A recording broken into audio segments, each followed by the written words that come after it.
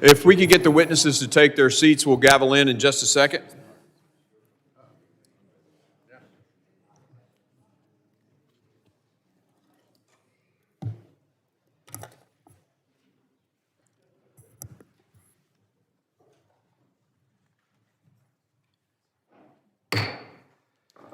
The Committee on Homeland Security will come to order without objection. The chair may declare the committee in recess at any point.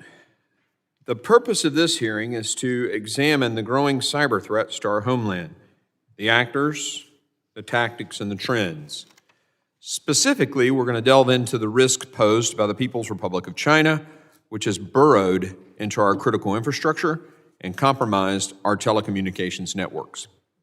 We will also discuss the threat posed by our other three nation-state adversaries who leverage cyberspace: Russia, Iran, and North Korea. I now recognize myself for an opening statement. Good morning, everyone. Now that we are officially organized as a committee, I'd like to welcome everybody to the 119th Congress, or as we were discussing a little earlier, the 119. We have lots of work to do to support and secure the homeland, and that is why cybersecurity is our top priority. And it is why the topic of our first full committee hearing is cybersecurity. In today's interconnected world, virtually every aspect of American life is impacted by cybersecurity, from our nation's healthcare system and water supply to simple internet browsing. Cyberspace is increasingly becoming a digital battlefield. America's adversaries use cyberspace to undermine our sovereignty and threaten the services and infrastructure that America depends on. The People's Republic of China, Russia, North Korea, Iran, and criminal actors weaponize cyberspace to harm our nation. They are only getting more sophisticated and unfortunately more aggressive. Right now, the PRC is burrowed into our infrastructure. Let that sink in for a moment. China is pre-positioned in our infrastructure. We know it, and they have been for years. Should we enter into a conflict with the PRC, the Chinese Communist Party is ready to shut down our essential services, our communications, our energy grid, our maritime ports, and our water systems, to name just a few. We cannot allow this situation to continue. The American economy, our government, the military depend upon the resilience of our networks and our infrastructure. It's past time for us to get a step ahead of the typhoons, a list of actors that seem to grow every day. We've played defense far too long, and now it's time to go on the offensive. To do this, we need prepared cyber professionals. I know that some of these nation states' issues go beyond what our current cyber defenders can address. And this is why one of my top priorities this Congress is to pass the Cyber Pivot Act, which cultivates the cyber workforce we need at scale. We passed it out of this committee unanimously last year, and this year we hope to get it signed into law. We also need a coordinated whole-of-government effort that can rapidly share information with the private sector. Since the private sector owns and operates most of the critical infrastructure in the United States, the collaboration of the organizations our witnesses represent today is essential. I look forward to hearing from our panel of witnesses about how we can improve public-private partnerships for cyber and critical infrastructure issues. So far, I've focused on one threat actor, arguably the one that poses the greatest risk to the United States in cyberspace and beyond. However, there are many other threats that we must be prepared to address simultaneously. For example, the Iranian Revolutionary Guard Corps has targeted our elections, notably hacking the Trump campaign in the 2024 cycle. It has also repeatedly tried to compromise U.S. water and waterway systems. The intelligence community indicates that Moscow uses cyber disruptions to influence the decisions of countries like the United States.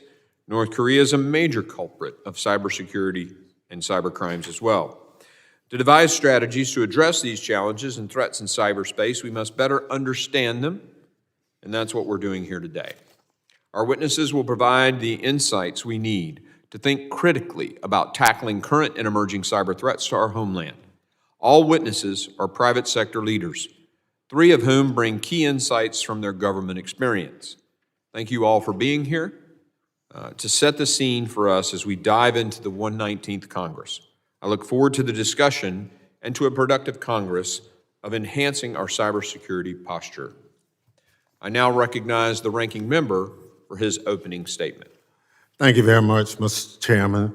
Today marks the committee's first hearing, as you've already indicated, of the 119th Congress, and the first hearing the committee will hold during the new Trump administration. I'm encouraged by the chairman's interest in devoting more of the committee's time to cybersecurity this Congress. That said, I'd be remiss if I did not express concern about what we will be able to achieve. Over 6 years ago, bipartisan members of this committee came together to support legislation authored by then Chairman McCall to establish Cybersecurity and Infrastructure Security Agency, now commonly referred to as CISA.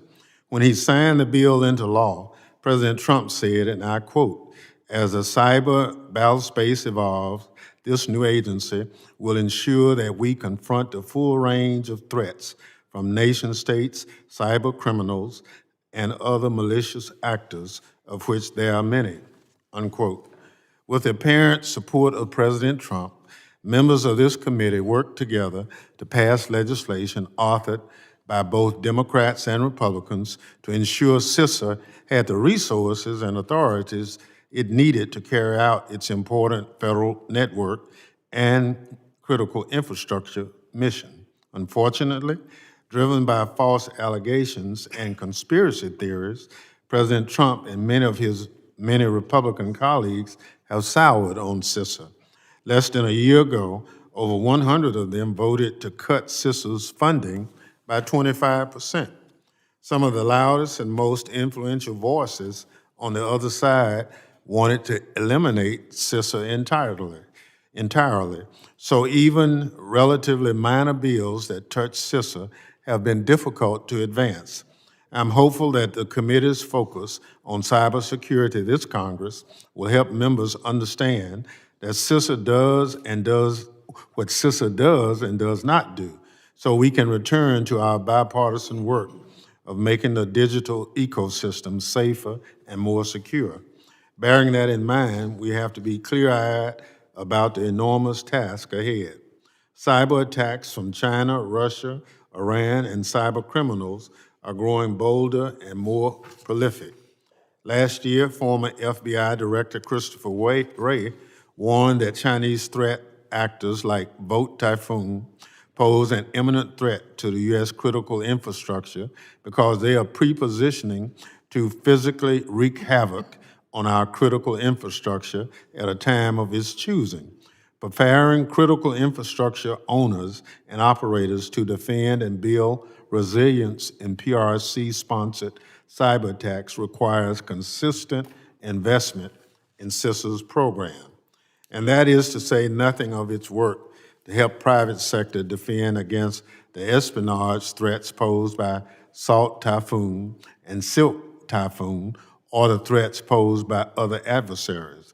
During the 116th and 117th Congress, this committee worked on a bipartisan basis to right-size CISA's budget so it would be well positioned to defend federal and critical infrastructure networks against these types of urgent threats. In fact, in 2020, the top Republican on the committee advocated that CISA should be a $5 billion agency by 2025. So I was troubled by DHS's Secretary nominee's testimony last week that she wants a smaller CISA because it's gotten far off mission. Although it was not entirely clear what she meant by that comment, committee Democrats will oppose any effort to shortchange CISA's mission or its workforce. The Biden-Harris administration left behind a solid foundation for improving the nation's cybersecurity that the new administration can build upon. Its national cyber strategy put the country on path to reduce cyber risks systematically by shifting the responsibility for security away from our constituents and onto technology manufacturers, and by incentivizing the adoption and integration of better security practices. Its executive orders on cybersecurity modernized the federal government's approach to securing its own networks, sought to address supply chain and third-party risk, and harness the security benefits of new technologies. For its part, CISA launched a successful state and local cybersecurity grant program, led efforts to improve the security of the technology we use through its Secure by Design program, and began to mature its operational collaboration activities through the Joint Cyber Defense Collaborative. The new administration should not reverse course on this hard-earned progress.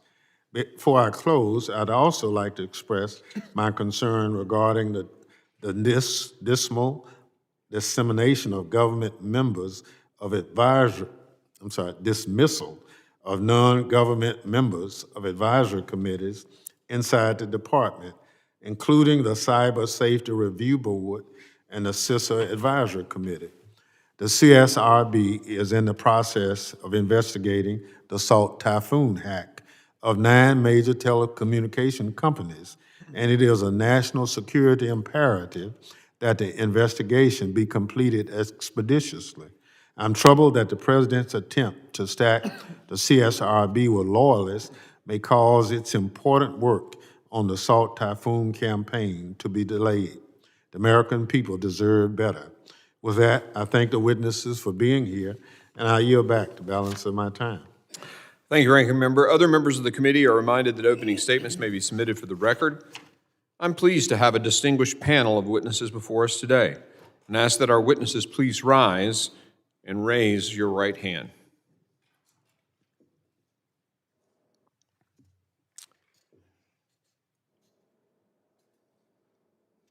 Do you solemnly swear that the testimony you will give before this Committee on Homeland Security of the United States House of Representatives will be the truth, the whole truth, and nothing but the truth, so help you God? Let the record reflect that the witnesses answered in the affirmative, and thank you. You may be seated. I'd now like to formally introduce our witnesses. Mr. Adam Myers currently serves as the Senior Vice President of Counter-Adversary Operations at CrowdStrike, where he leads the company's threat intelligence line of business. He also oversees the development and deployment of AI, machine learning, reverse engineering, and other technologies to detect suspicious and malicious cyber behavior. Before joining CrowdStrike, Mr. Myers was the Director for Cybersecurity Intelligence at SRA International. Mr. Mark Montgomery. Mr. Mark Montgomery serves as the Senior Director of the Center on Cyber and Technology and Innovation at the Foundation of Defense of Democracies. Mr. Montgomery also directs CSC 2.0, an initiative that works to implement the recommendations of the congressionally mandated Cyberspace Solarium Commission, where he serves as an Executive Director. Previously, Mr. Montgomery served as Policy Director for the Senate Armed Services Committee. He served in the United States Navy for 32 years as a nuclear-trained surface warfare officer, retiring as a Rear Admiral in 2017. Mr. Brandon Wales. Mr. Wales serves as Vice President of Cybersecurity Strategy at Centennial One. Before his current role, Mr. Wales served as the Acting Executive Director of CISA, where he supervised the agency's operations and spearheaded its long-term strategy development.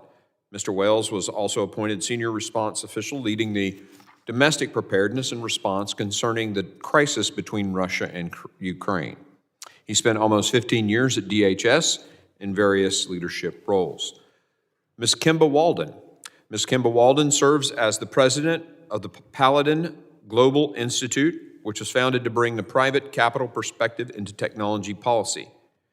Previously, she served as the Acting National Cyber Director and was ONCD's inaugural Principal Deputy.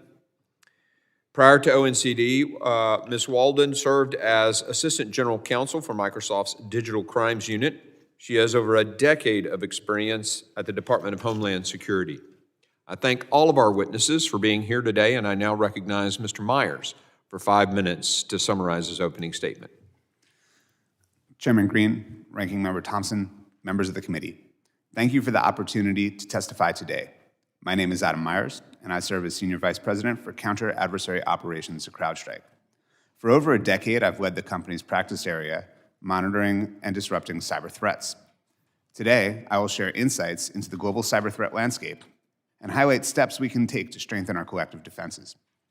As a leading U.S. cybersecurity company, CrowdStrike has a unique vantage point, which gives us unparalleled visibility into adversaries' evolving tactics and allows us to see the full scope of the threats facing our nation. After over a decade of investing in programs to strengthen their cyber capabilities, China has matured to achieve at least parity with other world cyber powers. They now possess a sophisticated and highly effective offensive cyber capacity targeting every region and every industry vertical across the globe. Recent campaigns demonstrate the ability to compromise large, well-resourced, and well-defended enterprises, operating as providers for the rest of the technology ecosystem. One indicator of this maturation is recent Chinese operations aimed at conducting upstream or bulk collection and subsequent downstream targeting of U.S. political and national security officials. Some notable China Nexus adversaries we've observed recently include Vanguard Panda, also known as Volt Typhoon, Operator Panda, which likely overlaps with an actor elsewhere reported as Salt Typhoon, and Liminal Panda, which heavily targets telecommunications and critical infrastructure. Some campaigns are suggestive of pre-positioning capabilities, which could be precursors for disruptive and destructive cyber attacks. Over the past year, cyber nexus intrusions increased 150% across all sectors on average compared to 2023. These increases were most significant in the financial services, media, manufacturing, and industrials and engineering sectors, which all experienced between 200% and 300% increases compared to previous years. Beyond China, other threats continue to evolve. North Korea has engaged in significant financially motivated threat activities since at least 2015. Recently, they've exploited numerous US companies by pursuing remote working opportunities, earning a paycheck while occasionally stealing intellectual property. Russian Nexus adversaries continue to prioritize intelligence collection against Western military, political, and diplomatic entities, with their operations heavily influenced by the war in Ukraine. These actors have evolved their tactics to target mobile devices, reflecting a need for battlefield intelligence. In 2024, motivated by ongoing conflicts in the Middle East, Iranian Nexus adversaries continued to extensively target Israeli entities. One threat actor, Charming Kitten, collected intelligence on regional policy experts, while others conducted destructive operations and information operations. They've also begun leveraging artificial intelligence to enhance their capabilities, including vulnerability research and exploit development. From a criminal perspective, ransomware threats continue to impact all geographic regions and industries. Hacktivists, for their part, continue to grow in sophistication and also increasingly engage in for-profit e-crime in addition to pursuing social, political, and terrorist agendas. The cyber threat landscape is complex, dynamic, and increasingly interconnected. Adversaries are constantly refining their tactics to exploit vulnerabilities across industries and sectors. To counter these threats, we must raise the cost of cyber attacks and reduce their impact. This requires investment and a collaborative effort across government, industry, and the cybersecurity community. I recommend that enterprises must take steps to defeat the threats I've outlined today. These include strengthening identity protection, such as through identity threat detection and response, enhancing enterprise visibility through endpoint detection and response, and integrating detection and telemetry data through next-generation SIM capabilities to enable proactive threat hunting. The federal government can enhance national security by doing cybersecurity well, adopting best-in-class technologies, and more consistently disrupting adversary infrastructure. With respect to the latter, recent coordinated operations have degraded threat actor capabilities. We need to increase the tempo of these operations. For Congress's part, it's appropriate to perform oversight to ensure federal agencies are actively pursuing the objective outlined above, as well as ensuring resource alignment and accountability. Further, it's worth contemplating the use of tax credits, rebates, and other incentives to make best-in-class cybersecurity tools and training more accessible. As the federal government takes on initiatives to modernize and create efficiencies during this period of transition, as well as review and deprecate legacy programs and systems, there's a significant opportunity to move the needle in each of these areas. Thank you again for the opportunity to testify today, and I look forward to your questions. Thank you, Mr. Myers. I now recognize, I guess it's Rear Admiral Montgomery. Yes, sir, Rear Admiral Montgomery. Yes. For 5 minutes to summarize his opening statement. Thank you, Chairman Green, Ranking Member Thompson, members of the committee, for inviting me here today. Since 9/11, every president has stated that defense of the homeland is the nation's #1 priority. And despite this attention, as President Trump takes office this week, the homeland has never been less secure. While America does remain at risk from physical attack by terrorists and even missile attacks from Russia and China, the most persistent vulnerability is the threat of cyber attack. And make no mistake, China is America's most capable and opportunistic cyber adversary.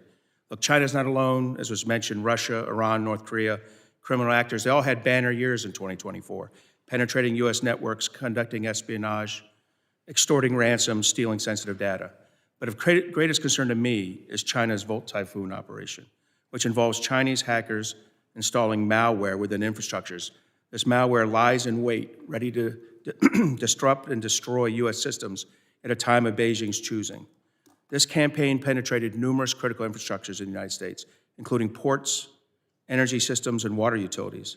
As a military planner, I used to call this operational preparation of the battlefield. China's overarching goal in executing an operation like Volt Typhoon is to disrupt or degrade America's rail, port, and aviation systems so that the U.S. cannot rapidly mobilize military forces and get military equipment, personnel, and supplies to the battlefield. And addressing these cyber vulnerabilities is going to be really challenging because the Defense Department does not control the infrastructure on which military mobilization depends. Instead, the U.S. military relies on 18 commercial ports, 70 civilian airports, and 40,000 miles of commercial rail lines. That's how we move our troops and our equipment overseas. And these systems are largely owned by the private sector and local governments, and they're often maintained with insufficient levels of cyber resilience. To make matters worse, the energy, financial services, and manufacturing industries that drive economic productivity in our country, and the water, food, and healthcare systems that keep Americans alive, they're all equally vulnerable to this cyber attack. And both nation states and criminals out for a quick payday take advantage. And while the private sector does own this critical infrastructure, and they've definitely not done enough to invest in cybersecurity, the U.S. government is also at fault for its poor performance as a partner to the private sector. And many of the federal agencies that are responsible for what we call the public-private collaboration, some are even uninterested, and many of them are under-resourced in the mission. So I think as we look for solutions, the key challenge for the United States is to restore deterrence in cyberspace, making it too hard or too painful for an adversary to disrupt or exploit our networks and systems here in the United States.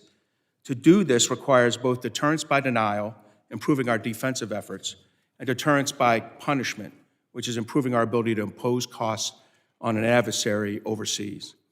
In my written testimony, I provide 8 recommendations, but I just want to highlight 4 of them here, given the time constraints.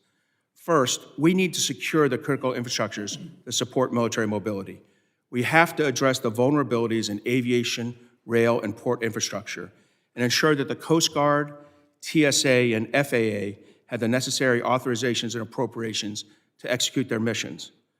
And the private sector operators of these systems will need technical and financial assistance to combat the Chinese cyber attacks and ensure the availability of essential services in a time of crisis. Second, we got to prioritize assets. The United States cannot protect everything everywhere all at once. Within critical infrastructure, there are assets and entities that are more critical to U.S. national security.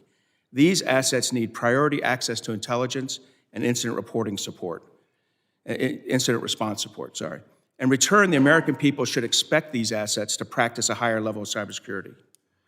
Third, we need to better utilize the National Guard to defend our critical assets. The Guard uniquely bridges military and civilian sectors, as well as federal and state government authorities, making it ideally suited to respond to a domestic cyber threat. The Congress should work with the Department of Defense to determine the Guard's long-term role in the cyber protection of critical infrastructure and identify any new necessary authorities, which I don't think are many, and resources, which I think will be many, to do this. Finally, we have to recruit and develop an effective government cyber workforce. We need to hire more talent for federal, state, and local governments. We need a program that focuses on hiring graduates from vocational schools and community colleges, where students can earn skills and certifications. The Cyber Pivot Act from last Congress answers this challenge and should be re-attacked this Congress. In the past, the United States has had the luxury of thinking about how to handle a threat from an adversary state over there in their backyard. Things are different today. To make America secure, we'll have to make the investments in cybersecurity and critical infrastructure that America has postponed for far too long. Again, thank you for inviting me to speak, and I look forward to your questions.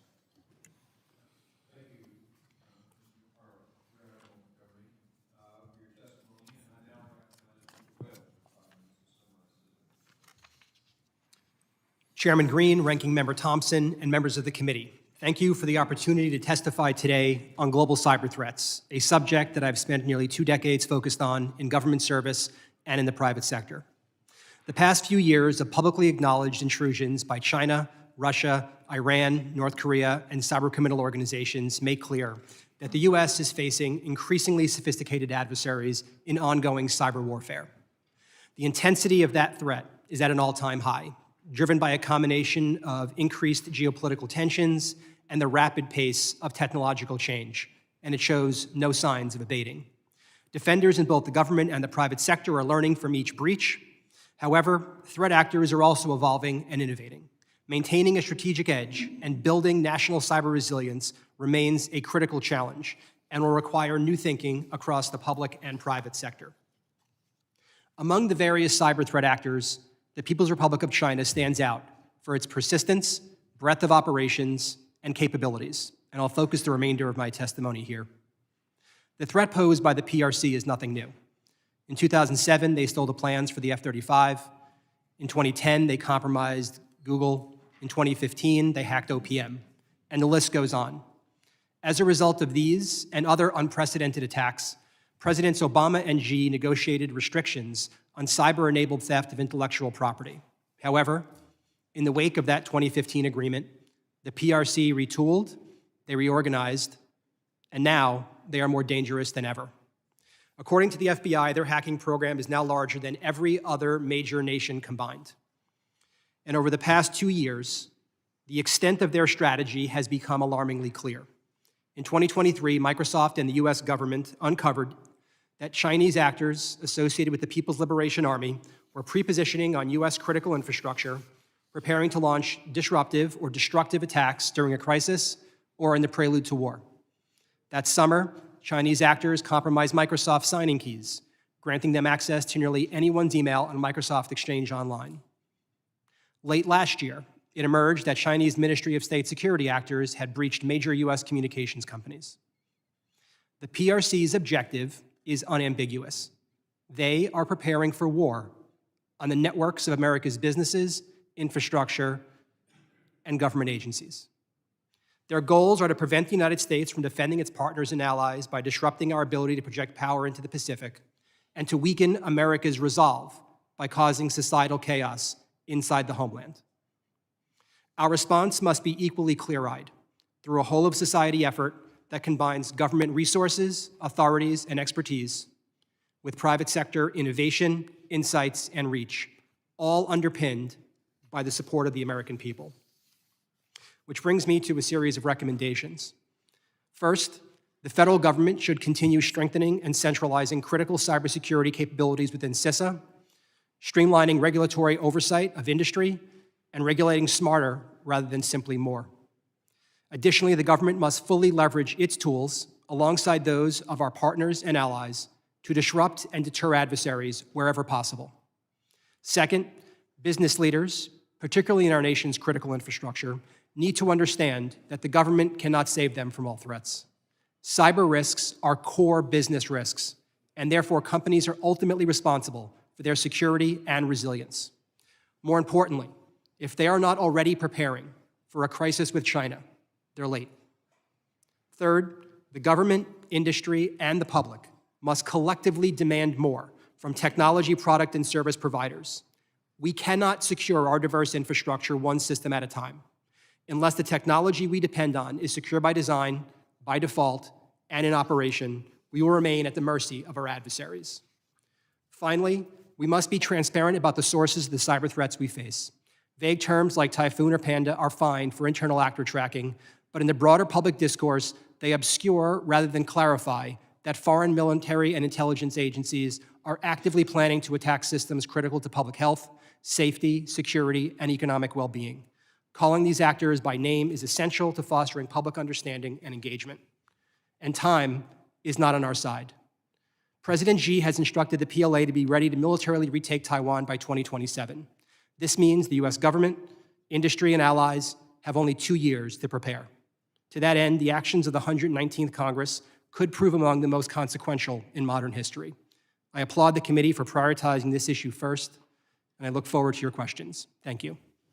Thank you, Mr. Wells. I now recognize Ms. Walden for 5 minutes to summarize her opening statement. Chairman Green, Ranking Member Thompson, distinguished members of the committee, thank you for inviting me to testify today on this important topic. I'm Kemba Walden, president of the Paladin Global Institute and co-chair of the Aspen Digital U.S. Cybersecurity Group. I'm here today in my personal capacity, drawing from my experience as former acting national cyber director and my roles at Microsoft and at the Department of Homeland Security. The last 4 years have seen new sophisticated cyber threats, each of which has highlighted why cyber remains a significant source of human-caused risk to our homeland. We saw the 2020 Russian attack on the SolarWinds Orion platform, and then the 2021 ransomware attack against Colonial Pipeline. And then in 2022, the first shots fired in Russia's unprovoked war of aggression in Ukraine were from a cyber attack targeting an American satellite communications company. Each of these incidents represents a clear national security threat in their own right. And I haven't even mentioned the Microsoft Exchange server debacle, Log4j, or the billions of dollars spent in the aftermath of Change Healthcare. Yet there are 2 campaigns in the past 4 years that I hope the committee will focus its attention on. The first is the recently uncovered targeting of our nation's critical infrastructure by the People's Republic of China. This activity, dubbed Volt Typhoon, represents a step change in the PRC's cyber operational capability, demonstrating their willingness to pre-position in our critical infrastructure in preparation for a future conflict. Second, we've now witnessed the PRC snooping on our telecommunications networks. Salt Typhoon shows the PRC investments are paying off in truly a scary fashion, as they have accessed the beating heart of the internet itself. I raise these 2 examples to highlight the stakes we face. The PRC's capabilities are rapidly improving, and we have seen from their behavior that they are ready to use cyber tools to attack our critical infrastructure. But despite these threats, there are key steps that Congress and the new administration can take to increase our resilience and improve the nation's cybersecurity posture. We must strengthen national cybersecurity by clarifying roles and responsibilities of the private sector and government, upskilling our collective workforce, and embracing technological innovation. On the first, the roles and responsibilities front, there are 3 legislative actions that I would offer as low-hanging fruit for you to consider. The Cybersecurity and Information Sharing Act of 2015 expires in September. This committee must take action to reauthorize that legislation to ensure we do not see hard-won progress lost to congressional inaction. I also urge the committee to further clarify liability protections related to the defensive measures to allow for the most proactive defensive approach possible. Regulatory harmonization is an enormous challenge that places an untenable burden on business while harming our cybersecurity. Last Congress, Senator Peter, Senator Langford, and Congressman Higgins introduced legislation to help bring coherence to the multitude of federal regulatory approaches by empowering the National Cyber Director, and Congress should move swiftly to reintroduce and advance this important bill. This committee should also work to codify the Cyber Safety Review Board, or CSRB, which helps to understand the root cause of cyber incidents to keep us from making the same mistakes over and over. I hope you will consider strengthening the board by making it full-time, independent, and nonpartisan with its own administrative subpoena power. Of course, all the policies in the world are meaningless without the workforce implementing them. While there are several successful programs that are helping to put a dent in the hundreds of thousands of unfilled cyber jobs we have in this country, there is absolutely more we can do. To remain sustainable, Congress should expand CISA's current cyber workforce programs, increase the number of internships and apprenticeships available to qualifying students with or without college degrees, and provide incentives for cyber professionals to work at under-resourced targets like hospitals and water systems. Finally, I urge you to embrace technology, including from venture-backed companies that are truly at the cutting edge, and allow it to be part of the solution. Supporting the use of artificial intelligence, for example, for threat detection and response, can help neutralize sophisticated cyber threats more efficiently. Distinguishing between our digital presence, knowing who's who and that you are you, is of paramount importance to cybersecurity. For the federal government must update its digital identity guidelines to prevent unauthorized access, phishing, and email-based attacks, and decrease cyber fraud of public benefit programs. In conclusion, the global cyber threat landscape requires a coordinated, proactive approach, combining legislative action, technological innovation, and operational collaboration. Acting together, we can protect our national security interests while fostering innovation and economic growth. Thank you again for the opportunity to appear before you, and I look forward to your questions. Thank you, Ms. Walden. Members will be recognized in order of seniority for their 5 minutes of questioning. I want to remind everyone to please keep their questioning to 5 minutes. An additional round of questioning may be called after all members have been recognized. I now recognize myself for 5 minutes of questioning. Over the last year, the U.S. government has discovered a number of PRC state-sponsored threat actors deeply embedded in and across the nation's critical networks. Volt Typhoon, Salt Typhoon, Flax Typhoon, and most recently Silk Typhoon have compromised our critical infrastructure, hacked sensitive communications, breached federal workstations, et cetera.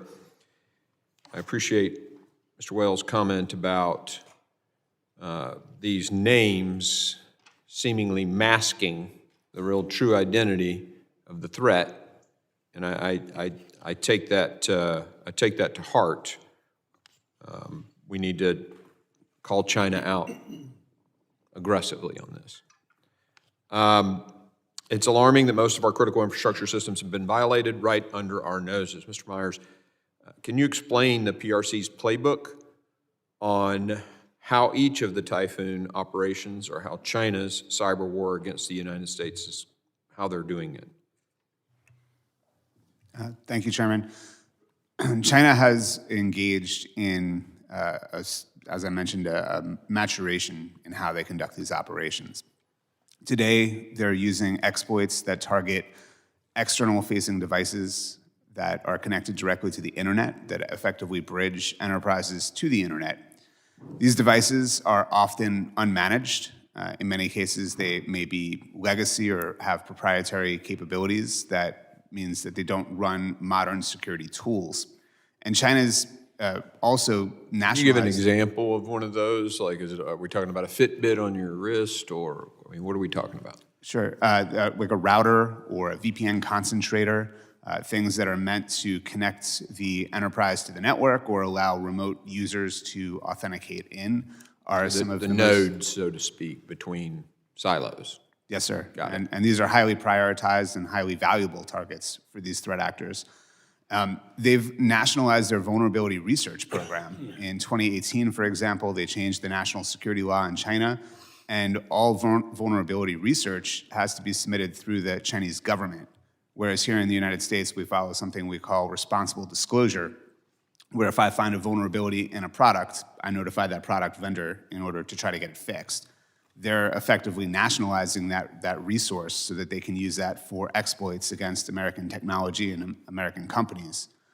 Once they gain that access, they attempt to remain stealthy and either conduct espionage in order to inform political and military decision-making, or in the case of Vanguard Panda, also known as Volt Typhoon, the pre-positioning that we've discussed here, which would be potentially useful to bring down some of these networks that Mr. Montgomery mentioned in time of conflict. One of the questions I have of all of you, and I'm not going to ask for an open answer today, but I'd like to ask if in writing, I think that's something that's really important and on my, to tackle this Congress list. I want to ask, or just, I only have a minute, Rear Admiral Montgomery, you mentioned the National Guard and their importance in the defense of the nation. One of my National Defense Authorization Act amendments last cycle, I'm going to bring it forward again this cycle, is to put a cyber defense unit, National Guard unit, in every state. As much to help, our own national defense, but really because the states can then, put those guys on Title 32 and use them in the event that, because our local governments and our states are getting hammered just as much as the federal government is.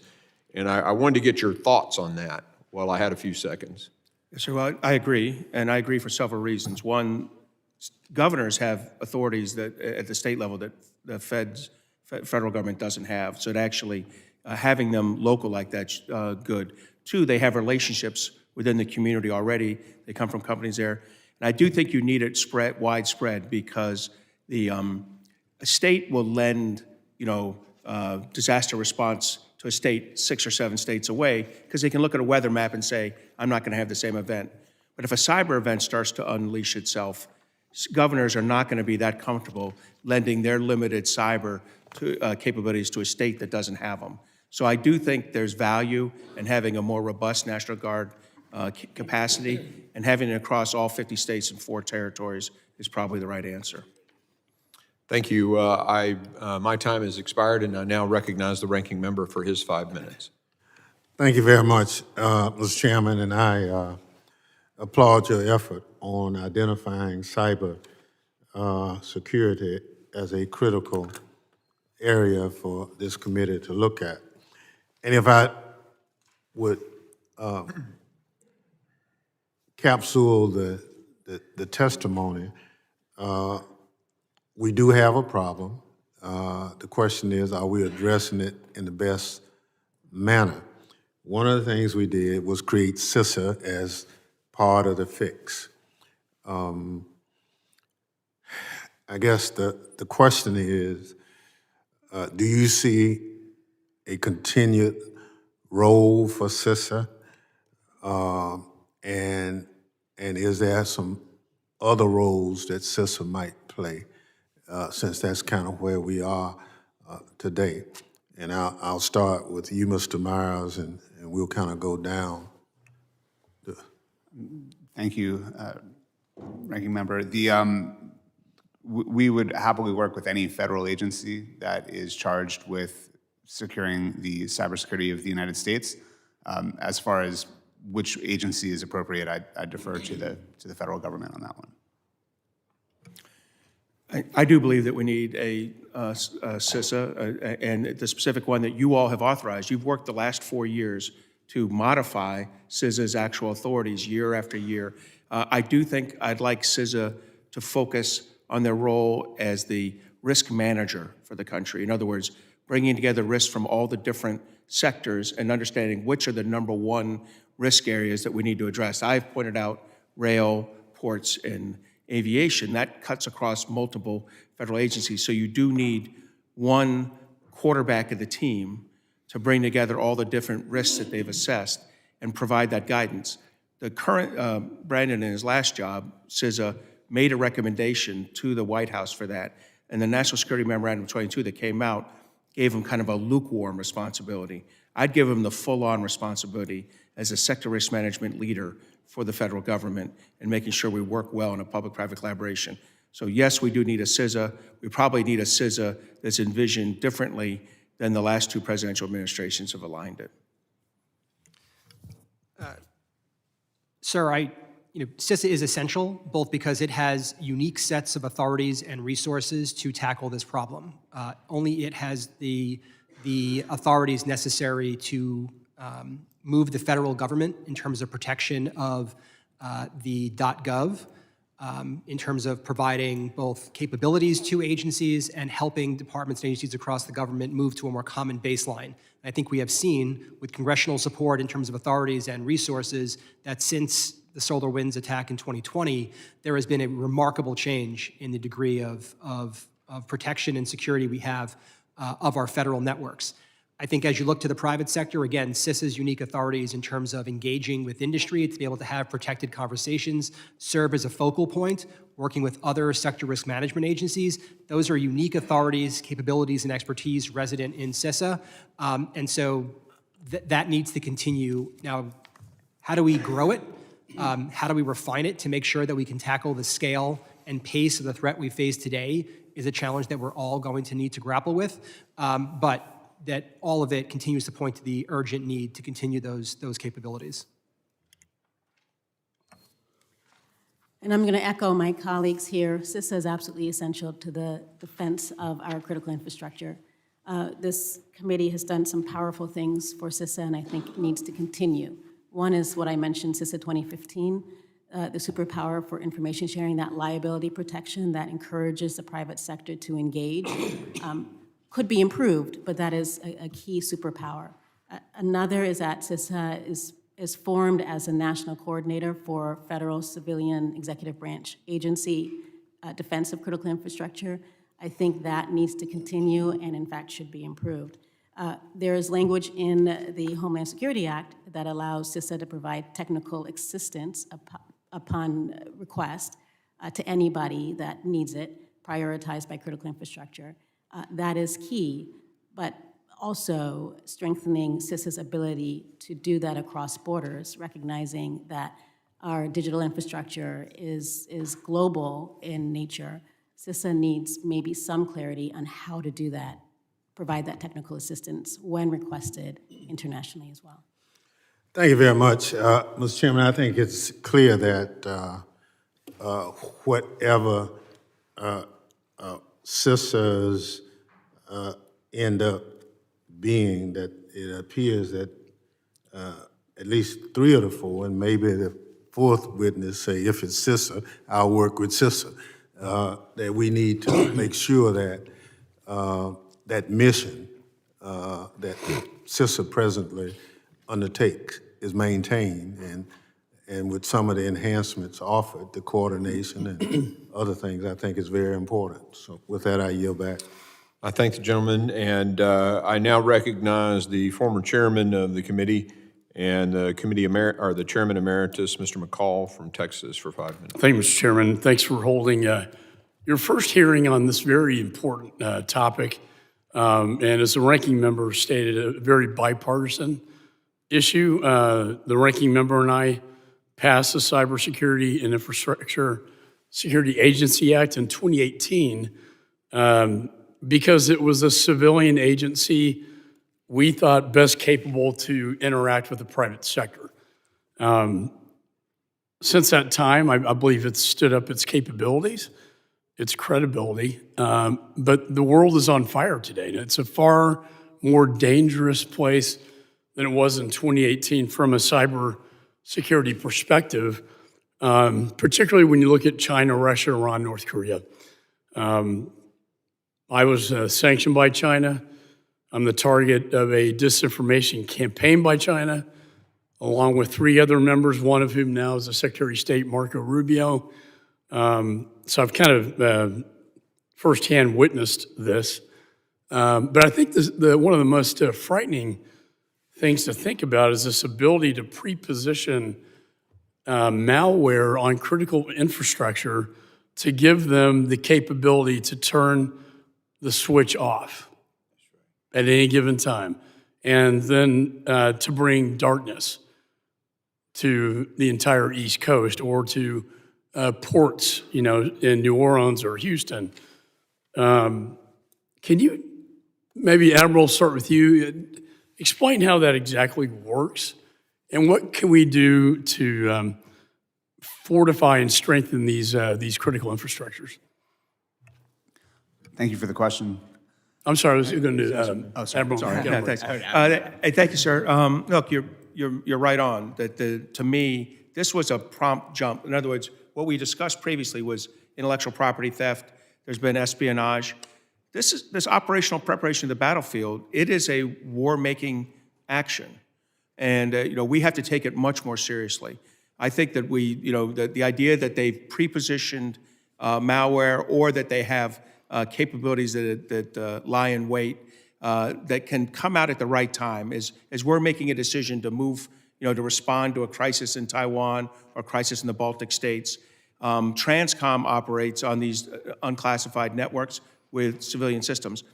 This is why I think former Representative Waltz is right in the sense that we have to go on the offensive. We now have to actually publicly execute operations against Chinese cyber infrastructure to say, we know you did this, we know you used this infrastructure to do this, and we're going to remove that infrastructure from your capability. We may sacrifice a tool, we may sacrifice an access, but I think the military, Cyber Command and the intelligence communities have lots of tools and lots of accesses, but we need to demonstrate publicly, and we should attribute it to ourselves. Say, we did this because of what you did. Otherwise, the Chinese are going to keep doing what they're doing. I totally agree. We need to call them out for this.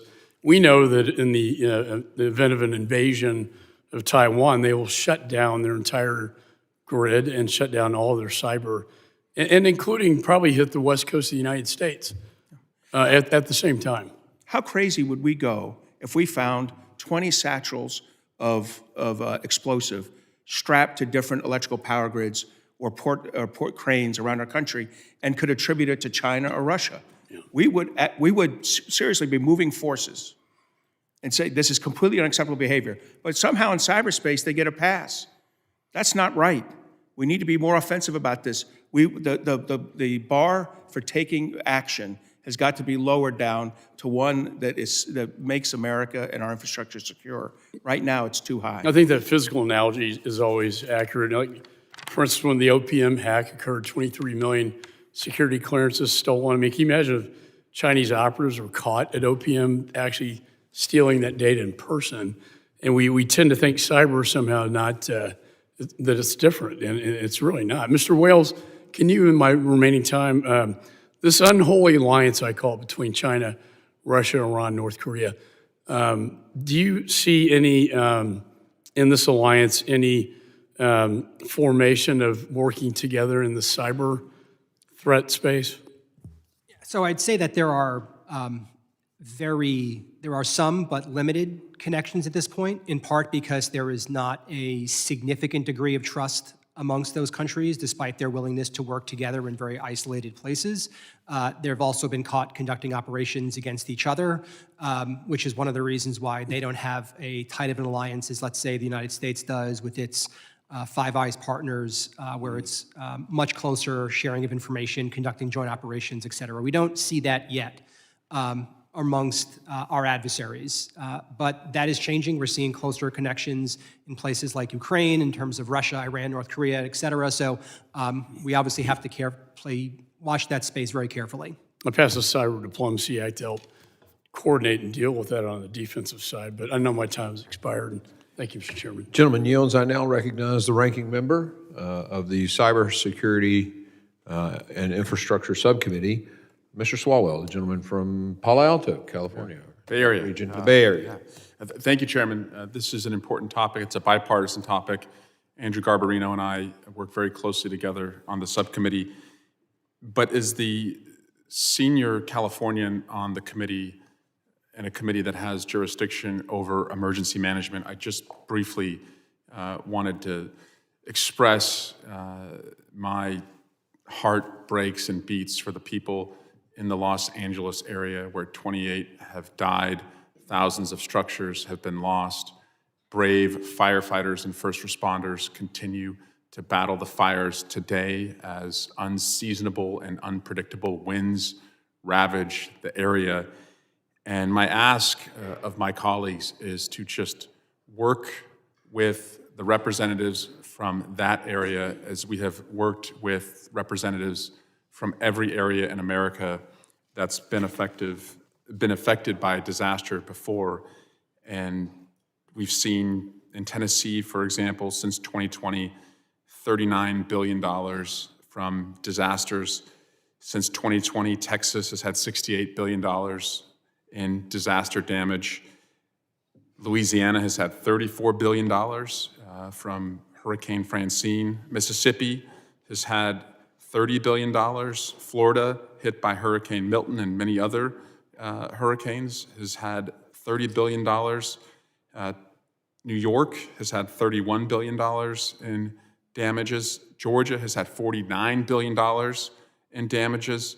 Alabama's had $32 billion in disaster damages. Oklahoma has had $30 billion in disaster damages. Arizona's had $9 billion in disaster damages. South Carolina has had $31 billion in disaster damage. Colorado has had $22 billion in disaster damage. Pennsylvania, $41 billion. In North Carolina, $37 billion. It's not a matter of if a disaster will hit your district or area if you are in Congress. It's just a matter of when. And the theme has always been that we come together, and I hope that's the case now. Last week, when I visited one of the affected areas, I stood with a mother at what was once the site where she and her husband raised their two little kids. And as she looked for any memento that she could take back to the kids, she saw that their lives in their home had been reduced to complete ash. She found a shiny metal piece in the ash and noticed that it was a little bowl that her daughter had played with in her make-believe kitchen. And that was all she walked away with to take back to her kids. And she didn't point fingers. She didn't put on a Republican jersey or a Democratic jersey. She just expects that the people who represent her will stand with her and help her find relief in the worst time of her life and the lives of her neighbors. And that's, I think, why we all do this job. So, Mr. Chairman, I look forward to working with the committee to make sure that wherever a disaster hits, we stand up for it. I'm going to briefly now just pivot to Admiral Montgomery, and I appreciate your service, sir, to the country. I have worked in a bipartisan way, and the chairman has supported this work to try and reform CISA, particularly as it relates to JCDC, the Joint Cyber Defense Collaborative, and to set more structure and scaffolding around how individuals are admitted into JCDC and how they could exit if they're not faithful partners to it. Do you see any needed reforms at JCDC? Yes, sir, thank you, and I do. I appreciated the provision you put forward last Congress. I would only say, I would add to it, we need to move the JCDC beyond a Slack channel, which is what it is right now, a non-real-time information exchange. We need to get to real-time information exchange. When the Congress actually passed the provision that the JCDC operates off of, it was called the Joint Cyber Planning Office. We had other, I was running the Cyberspace Learning Commission when we put that forward. We had other elements to that were necessary.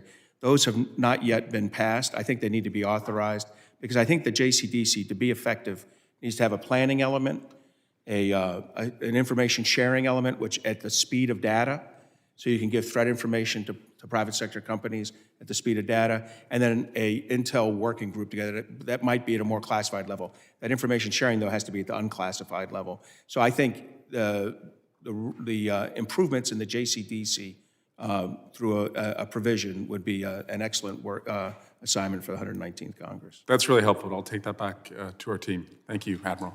Yield back. Gentleman yields. I now recognize former chair of the Border Subcommittee, Mr. Clay Higgins from the state of Louisiana. Thank you, Mr. Chairman. Gentlemen, ma'am, thank you for being here. Ms. Walden, in your testimony, your written testimony, you referenced the cybersecurity bill.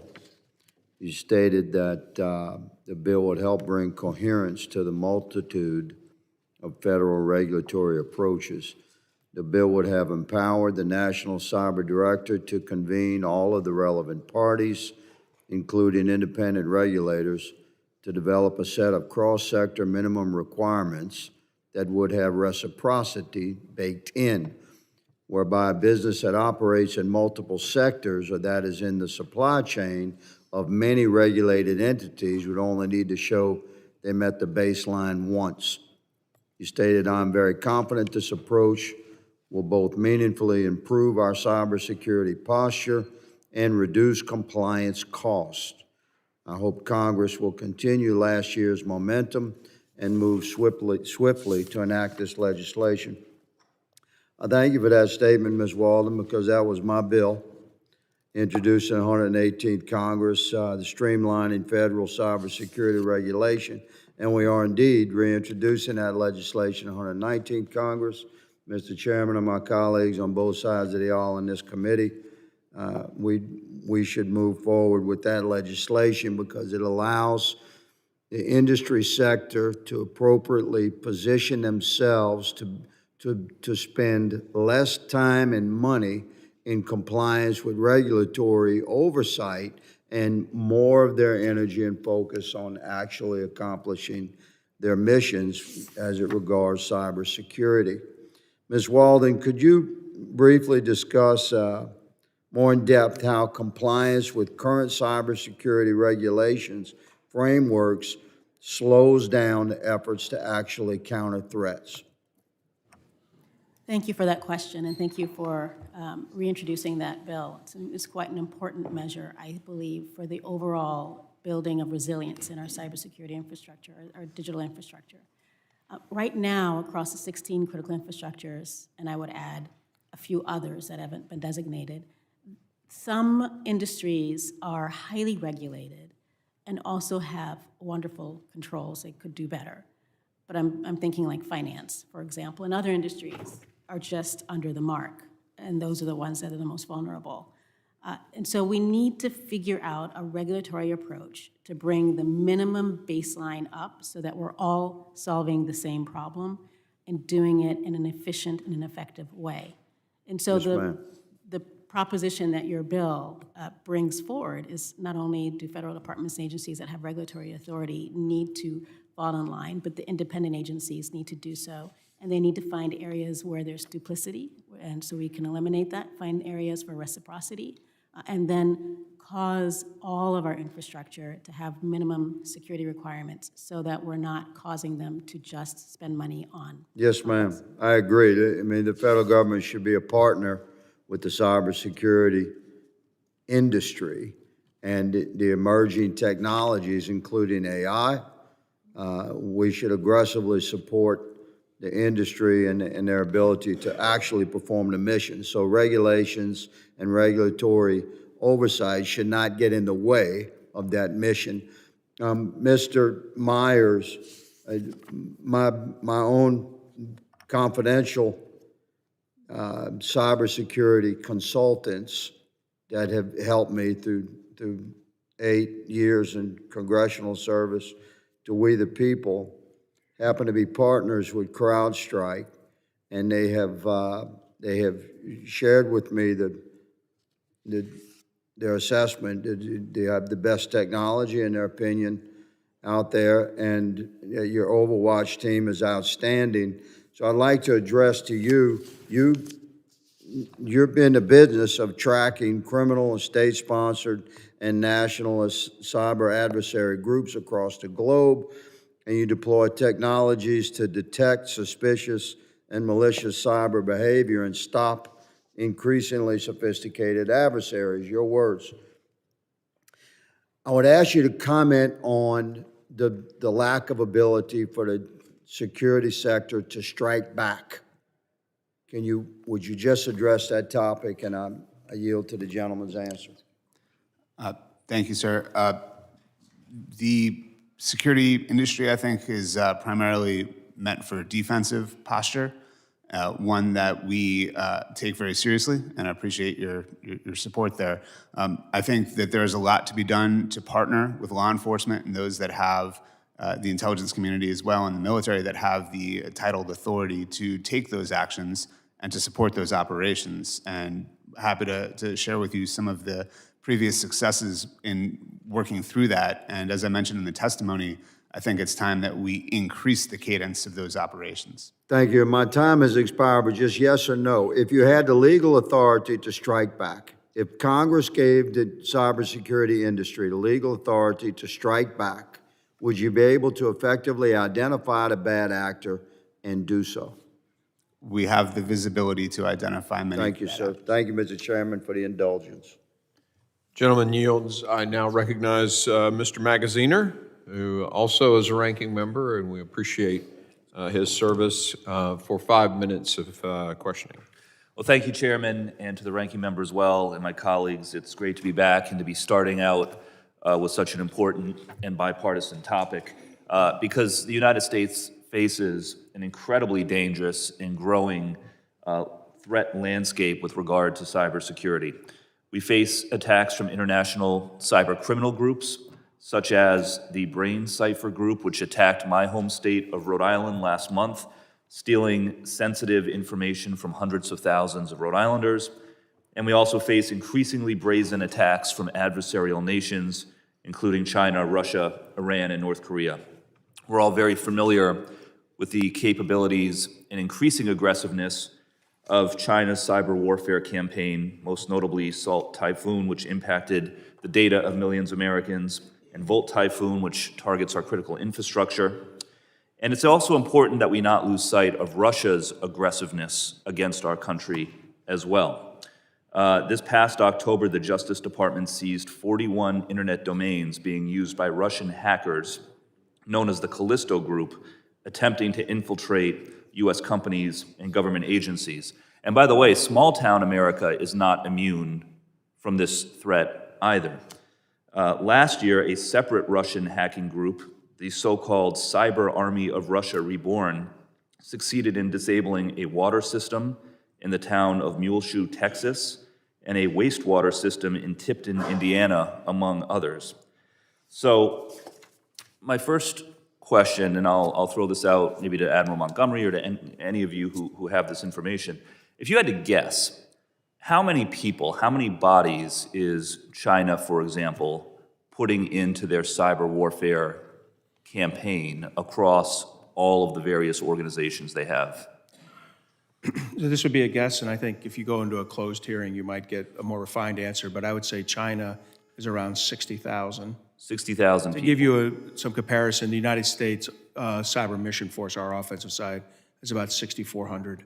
So China has 10 times as many people targeting us with cyber warfare as we have trying to defend ourselves. And I assume that Russia also, through their assorted organizations, thousands of individuals. So, and first I should say we have an intelligence community element number that we don't discuss, but it's not 54,000 to close the gap. Yeah. Russia has a different number, and Russia's they have both military and intelligence services that do actions, and they have contractors through what's called the IRA, a contracting group, and there's a mix of people in there who do both. And then but their number is much bigger. Global criminal organizations, there are countless organizations and individuals targeting us with hacks, with ransomware, et cetera. During Governor Noem's confirmation hearing to be Homeland Security Secretary, she said that CISA needs to be, quote, much smaller to fulfill their mission. Do any of you agree that CISA should be smaller given the number of threat actors that are targeting the United States every day in the cyberspace? I will take that as a no. I'll also note, by the way, that she was one of only 2 governors who turned down federal grants for her state to strengthen cybersecurity as well. So there's a pattern here that is concerning that I'm sure we will ask her about when she comes before this committee, assuming she is confirmed. I also want to commend, well, a number of the recommendations that have been made I think are terrific and make great sense. I want to commend you again, Admiral, for targeting the issue of critical infrastructure. I'm the co-sponsor of a bill with Congressman Crenshaw called the Contingency Plans for Critical Infrastructure Act to mandate that we identify and have contingency plans for critical infrastructure in the event of a cyber attack. Also the role of the National Guard. I want to give a shout out to the 102nd Cyber Operations Squadron at the Rhode Island National Guard, who do a phenomenal job. And I actually agree with, I think, a sentiment that the chairman raised and a number of you as well, which is that we need to call cyber attacks what they are. They are attacks, whether they're targeting our data or our critical infrastructure. And I would just suggest that when foreign actors put misinformation into our information sphere as well with the purpose of trying to influence elections or turn Americans against each other by racial lines or religious lines or political lines, that is an attack as well. And we need to call that out for what it is. Americans have a First Amendment right to say whatever we want online, whether it's true or divisive or not, and that is a constitutionally protected right. But Iran, Russia, China, etc., do not have that First Amendment right. When they attempt to influence our domestic condition by turning Americans against each other, undermining election integrity, undermining confidence, that is an attack, and we need to call that out as well. So I'm over time. I thank you, Chairman, and I yield back. Gentleman yields. I now recognize the Chairman of Transportation Subcommittee, Mr. Jimenez from Florida, for 5 minutes questioning. Thank you, Mr. Chairman. And before I move on to cybersecurity, as the only career firefighter ever elected to Congress, I want to share, my colleague, Mr. Swalwell's condolences to what happened in LA. But I also would like to see if you would consider doing some kind of a fact-finding trip by this committee to LA to determine what the conditions were prior to the fire, what the response to that fire was, and also what strategies, what mitigation strategies that we need to take in order to make sure it never happens again. Because there are certain things there that that caused me a little bit of concern about that whole situation. Mostly was really about the fuel and the control of the fuel, because fire needs three things. It needs an ignition source, it needs oxygen, and it needs fuel. And the ignition source, we haven't determined that yet, but when you have hurricane force winds, you certainly have enough oxygen. It appears that they had a heck of a lot of fuel, and they didn't do a very good job of Gentleman, yield for a question. maintaining that. Yeah, I will. Just since Mr. Swalwell isn't here, I anticipate what he would ask is, would you also be interested in a fact-finding trip or study to see if, for example, the state of Florida has taken adequate steps to reduce flooding in the event of a hurricane or to reduce damage? Oh, absolutely. from natural I disasters? think we are fantastic at what we do in the state of Florida. I just want to make sure we're putting the same No, scrutiny absolutely. on every Yeah. state, Oh, not yeah. I wouldn't have any problem in doing that. You want to visit my town, Miami-Dade County, when I was the mayor? Sure, come on. Be happy to show you what we've done, okay? Now, back to artificial intelligence. To actually cybersecurity. Does artificial intelligence have applications in cybersecurity and a defense mechanism? And so, Mr. Myers or Mr. Wales, if you want to answer that question. Yes, and I actually would say that right now we're at a unique moment where artificial intelligence is being integrated into cybersecurity applications far faster than we're seeing adversaries able to weaponize artificial intelligence to launch attacks. So most companies, SentinelOne, and among others, are working hard to make sure that their technology benefits from the latest and most modern artificial intelligence applications.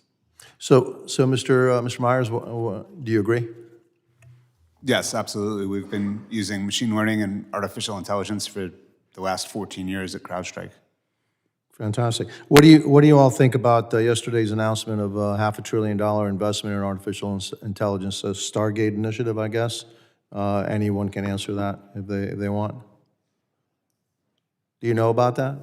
I read in the news. What I would say is it is important, particularly in competition vis-a-vis China, that the United States be a real leader here. So anything that we are doing as a nation to ensure that artificial intelligence innovation is happening inside the United States is going to be good for both our security and our economic well-being.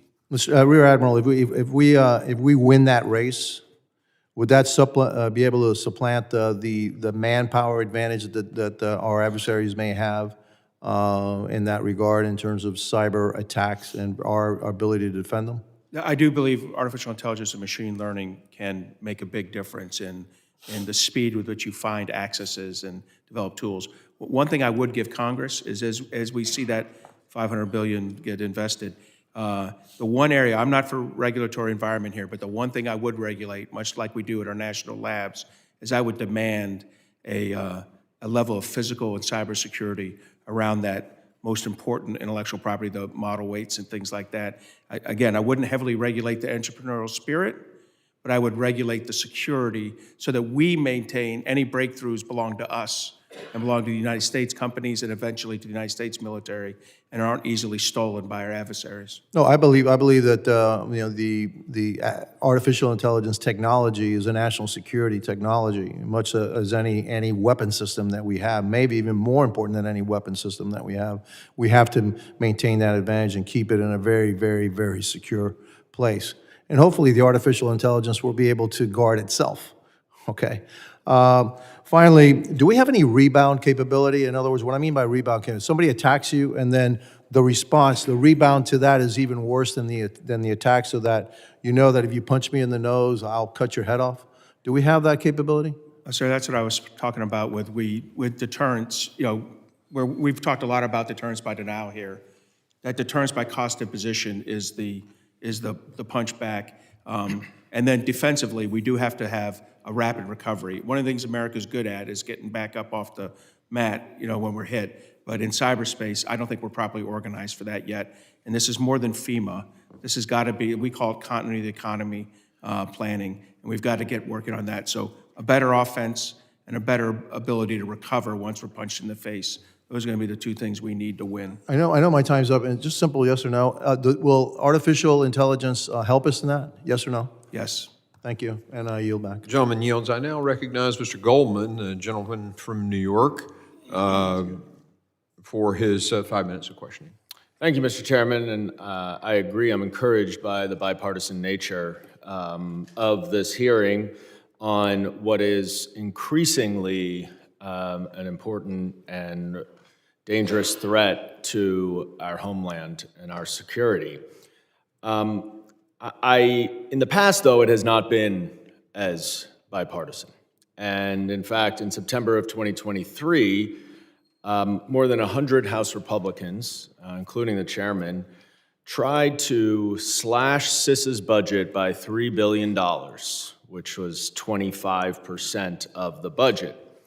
Now, this is because many Republicans did not like the fact that CISA, the CISA head at the time, said that the 2020 election was not stolen, and, quote, there is no evidence that any voting system deleted or lost votes, changed votes, or was in any way compromised. That CISA director was Chris Krebs, who was then immediately fired by Donald Trump, and Mr. Wales, you took over. Mr. Wales, do you agree with Mr. Krebs' statement that there is no evidence that any voting system deleted or lost votes, changed votes, or was in any way compromised, and that the 2020 election was free and fair? Yes. So part of the problem here is that even though CISA's misinformation and disinformation activities represent less than 0.1% of its budget, Republicans have tried to cut 25% of the budget, and Governor Noem has made it clear in her hearing that she would like to limit and reduce the size of and role of CISA, which seems odd in this time when all we are hearing from our witnesses here is the increasing danger of cyber attacks and cyber infiltration exacerbated by artificial intelligence. We know Russia used cyber warfare to interfere in our 2016 election.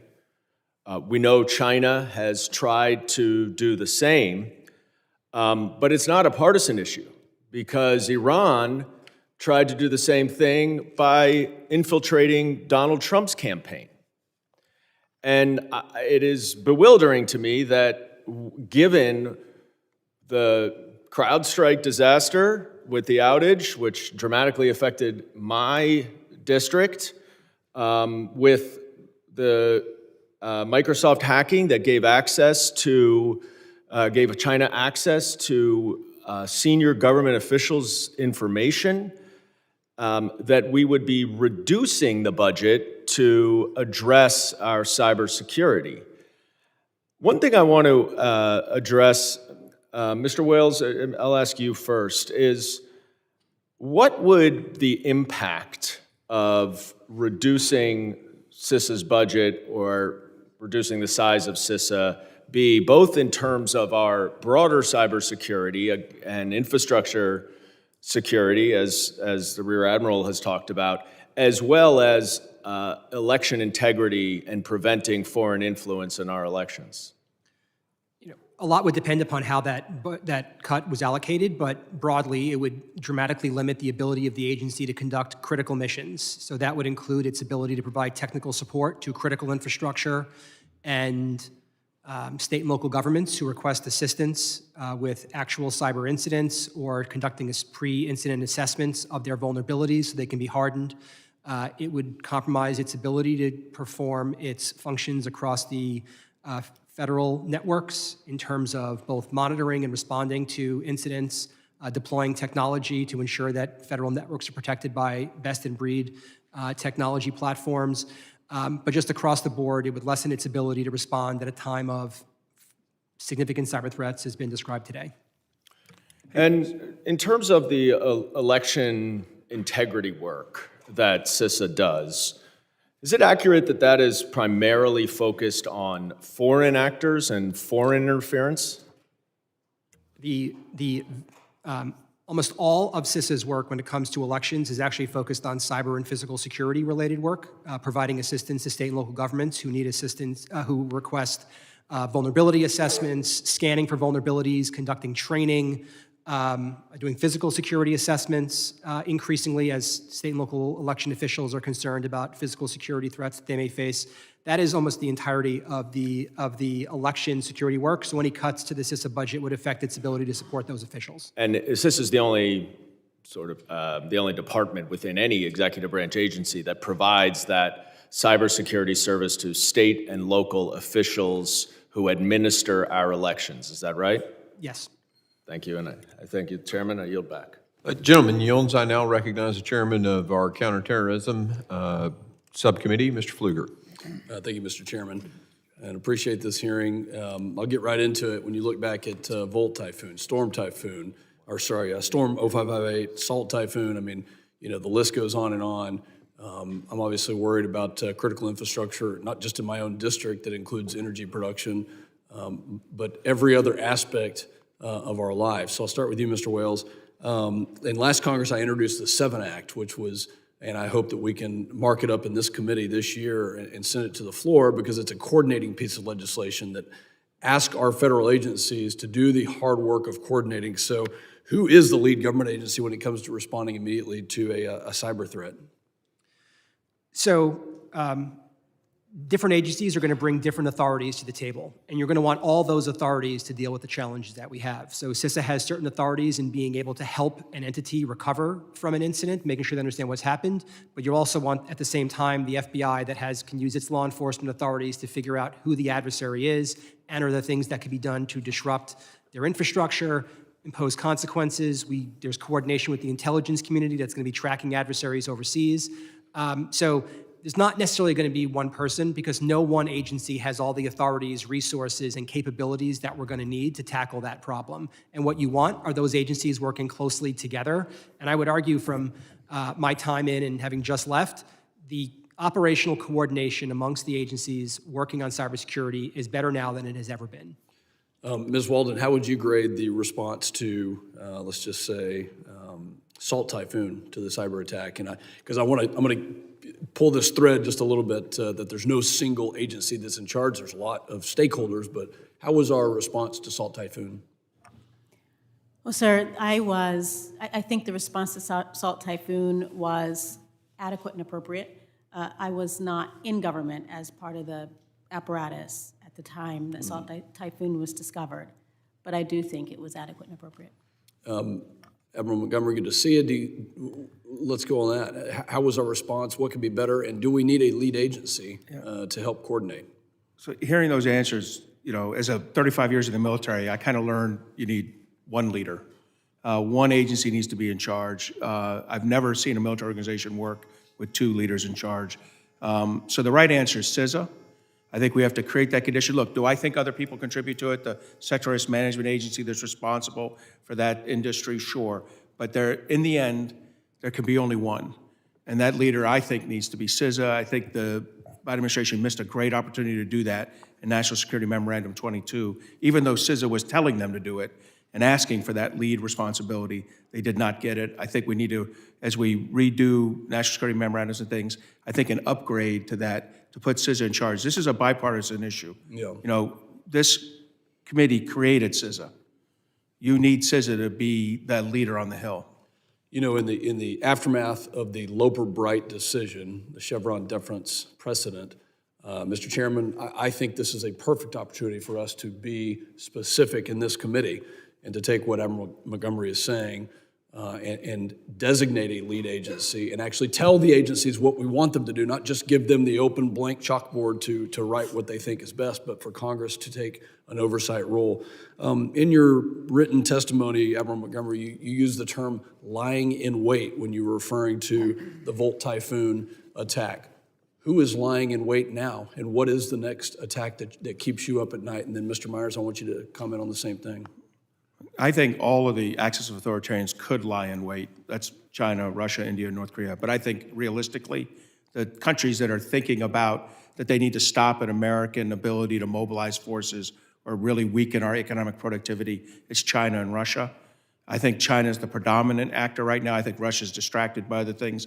I have no doubt that there's Russian malware in our systems with access, with an ability to be accessed at a later date. So it's China, Russia, and we got to keep our eye on, if I had to choose one, I'd choose China. Thank you. Mr. Myers, I'll give you the last 30 seconds. Thank you, sir. These incidents are not over. Salt Typhoon is an ongoing activity by an adversary, as is Volt Typhoon, or what we call Vanguard Panda. So this is something that we need to continuously engage. We need to continuously identify it, root them out, and put a stop to them and cut off their access. So I would say that I just want to make that point that this is something that's ongoing. We need to remain focused on it. Thank you for your testimony, Mr. Chairman. I yield back. Gentleman yields. I now recognize Ms. Ramirez for her 5 minutes of testimony. Thank you, Welcome back. Chairman Green. Thank you, and thank you, Ranking Member. Truly grateful to be back in my second term serving in this committee that I believe will need the leadership of all of us, and certainly those of us who have personal experiences with a lot of the work that we do here. So I want to talk to you, Mr. Wales, a little here. You served as CISA's executive director from 2020 until August of last year. And in that capacity, you oversaw the execution of the agency's operations. So you're well aware of how CISA was investing its resources, correct? Yes. So Governor Nome, Trump's pick to lead DHS, has stated that CISA was far off mission from its work to combat mis and disinformation, and that, in quotes, they were using their resources in ways that were never intended. Mr. Wales, I want the record to be clear about how CISA spent its resources. To the best of your recollection, Mr. Wales, how much of CISA's budget is spent on mis and disinformation work? At the last time we looked at this, it was something less than $2 million. So what would that be percent over the entire budget? Far less than 1% of a $3 billion budget. So less than 1% of the total budget. And has CISA mis or disinformation work ever interfered with its ability to execute cybersecurity mission? I don't believe so. Thank you. As part of the bipartisan infrastructure law passed in 2021, Congress provided $1 billion in new grants to state and local governments to enhance their cybersecurity. State and local governments have struggled, we know, to adequately defend their networks, exposing them frequently to cyber attacks and putting critical public infrastructure at risk. As funding for this program flows to state and local governments, we're also seeing the important progress it's having and addressing in longstanding underinvestment in state and local cyber defense. Unfortunately, this program expires in September. At the same time, we continue to see a rise in global cyber threats. So this is a question I have to all witnesses in the time that I have left. Do you agree, yes or no, that the state and local cybersecurity grant program should be reauthorized? Sir? Yes? Is that? I can't see the names here, so I'm, yes. All right. Yes. Thank you. And let me ask you a follow-up question. And this one would get a sentence or two from each of you. And we're going to be fair here, so we want to make sure everyone gets a little time. What are the national security implications if we fail to adequately defend state and local government networks? I'll start with you. Thank you.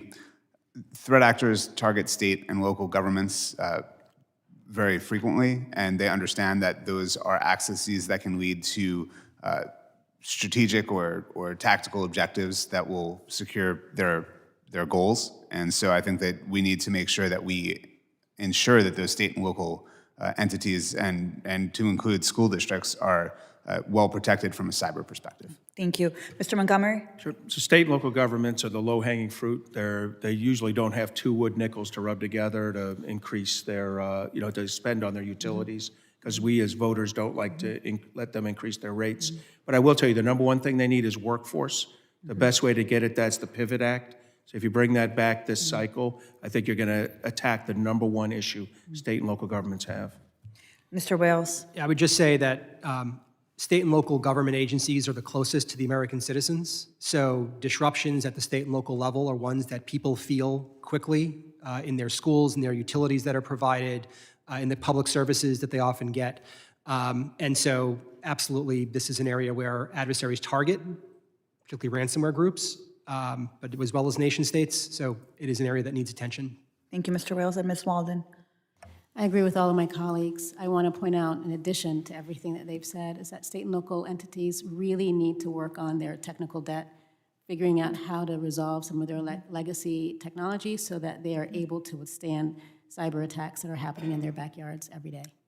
Thank you, Ms. Walden. It's clear that reauthorizing is going to be critical for this moment. Thank you so much. With that, Chairman, I yield back. The gentlelady yields. I now recognize our chairman of the Cybersecurity Subcommittee, Mr. Garbarino, the gentleman from New York, for 5 minutes. Thank you, Chairman. Thank you very much for holding this hearing. I love how you had him place the Pivot Act in his last answer and say how he had to pass it again. That was well placed there. Thank you all to the witnesses for all being here. It's great to see you all again. This hearing is very important, and I think your focus on China has been, it's obvious that they are our number one adversary, and if we can combat and defend against China, we can probably defend against everybody else, because they're the best at what they do. We have to be better.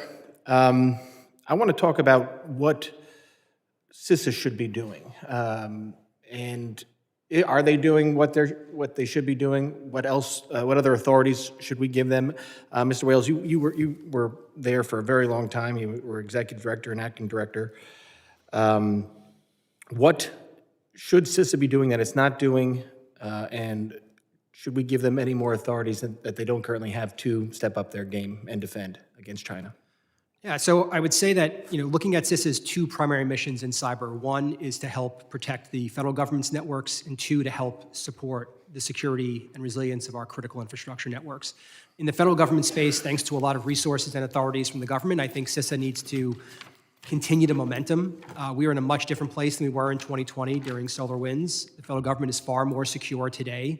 It's the reason why federal government agencies identified compromises of places like Microsoft, because of the investments that Congress has made in both CISA and across the federal government. I think there it's about building momentum and keeping that going. When it comes to critical infrastructure, it's a much more challenging problem. It's a much more crowded space. CISA's real role is to be that focal point, to coordinate amongst all of the other agencies that are working in this space. I do think CISA has sufficient authorities, but it's really an issue of scale. Can we meet the scale of the challenge with both technical assistance, training?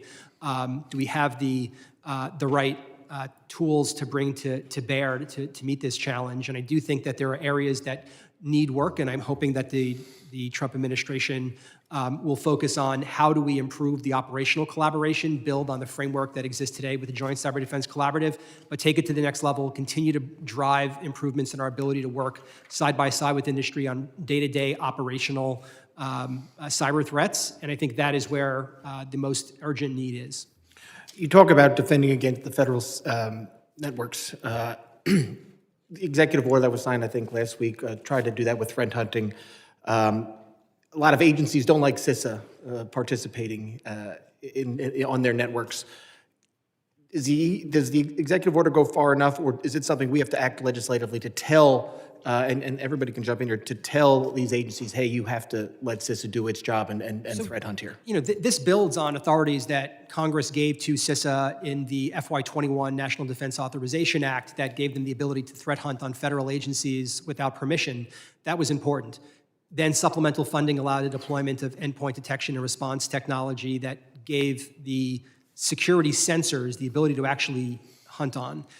This executive order requires agencies to actually provide that sensor information to CISA that allows them to conduct that threat hunting. It is absolutely essential. That is the way that you spot adversary campaigns early. It is the way you look consistently across agencies, so you're not dependent upon the differences in capabilities at various agencies, the amount of staff, et cetera. So I do think that part of the executive order is strong. I don't necessarily know that they need additional legislative authority, but it is something that is going to be important for the next administration to continue to push agencies to ensure that CISA has the level of visibility it needs to conducting the threat hunting that gives you the cybersecurity outcomes that you want. Thank you. Ms. Walden, did you want to add something? It looked like you were getting ready to. And if you don't, that's fine. I have other questions. Okay. And you talked also, Mr. Wells, about information sharing, I think is what you were getting at, between private and public sector when it comes to critical infrastructure, because 80% or 85% of critical infrastructure is controlled by private sector. Do we have that type of information sharing now? I don't think we do, and I think sometimes it happens well, and sometimes it doesn't happen very well. This is I've been talking about information sharing since I joined the department in 2005, first starting on counterterrorism, not in cyber. There is always ways that we can improve information sharing.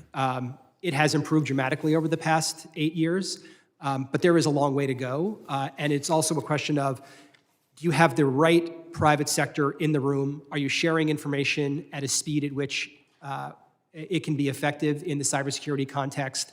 And are people capable of using that information to improve their security in real time? And I think there is a lot of work to do to make sure that that happens. Going both ways. And I'm out of time, but I did just want to say beforehand, Rear Admiral, your comments on continuation of the economy in your written statement is 100%, I think, on point. We directed the Biden administration to come up with a plan. They failed.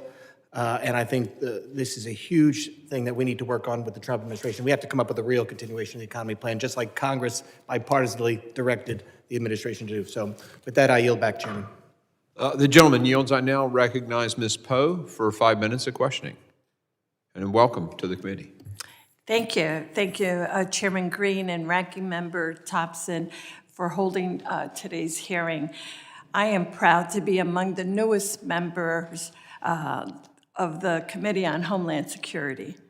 My North Jersey district is just across the river from New York City. So many constituents remember well the horrific, unprecedented terrorist attack that occurred there 2 decades ago. I take my appointment to this committee very seriously, and I am excited to work with my colleagues on both sides of the aisles and collaborate with stakeholders and experts to advance solutions to improve the safety and security of New Jersey and our nation. The Cybersecurity Information Sharing Act of 2015 is set to expire this year. Since its enactment 10 years ago, this law has created critical information sharing partnerships and collaboration between the government and the private sector.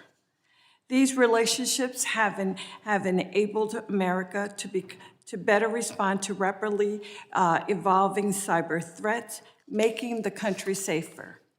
To each of our 4 witnesses, can you please describe the benefit of the Cyber Information Sharing Act, but please detail, if you would, how would a lapse in this authority affect our nation's security?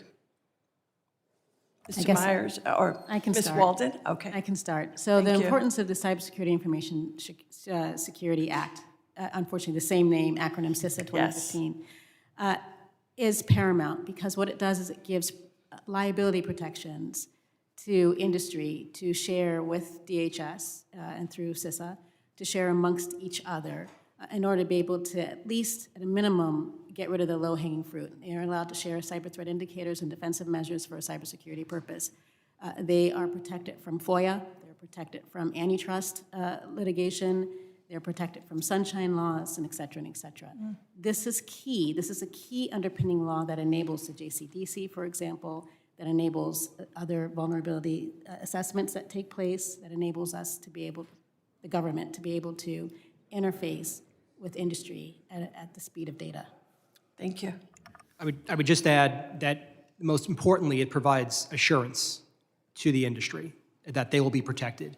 Some people may be willing to share without this law, but the reality is many won't because they don't have 100% certainty that they're not going to suffer any consequences, whether through some type of litigation or suit. And so ensuring that it is reauthorized is critical for enabling cyber information sharing to happen between the private sector and the federal government as a whole. I would support its reauthorization. I'd also remind that back 9 years ago, it was weakened significantly in the Senate before it was passed. I think you should take a look at strengthening the liability protections for the companies in that legislation.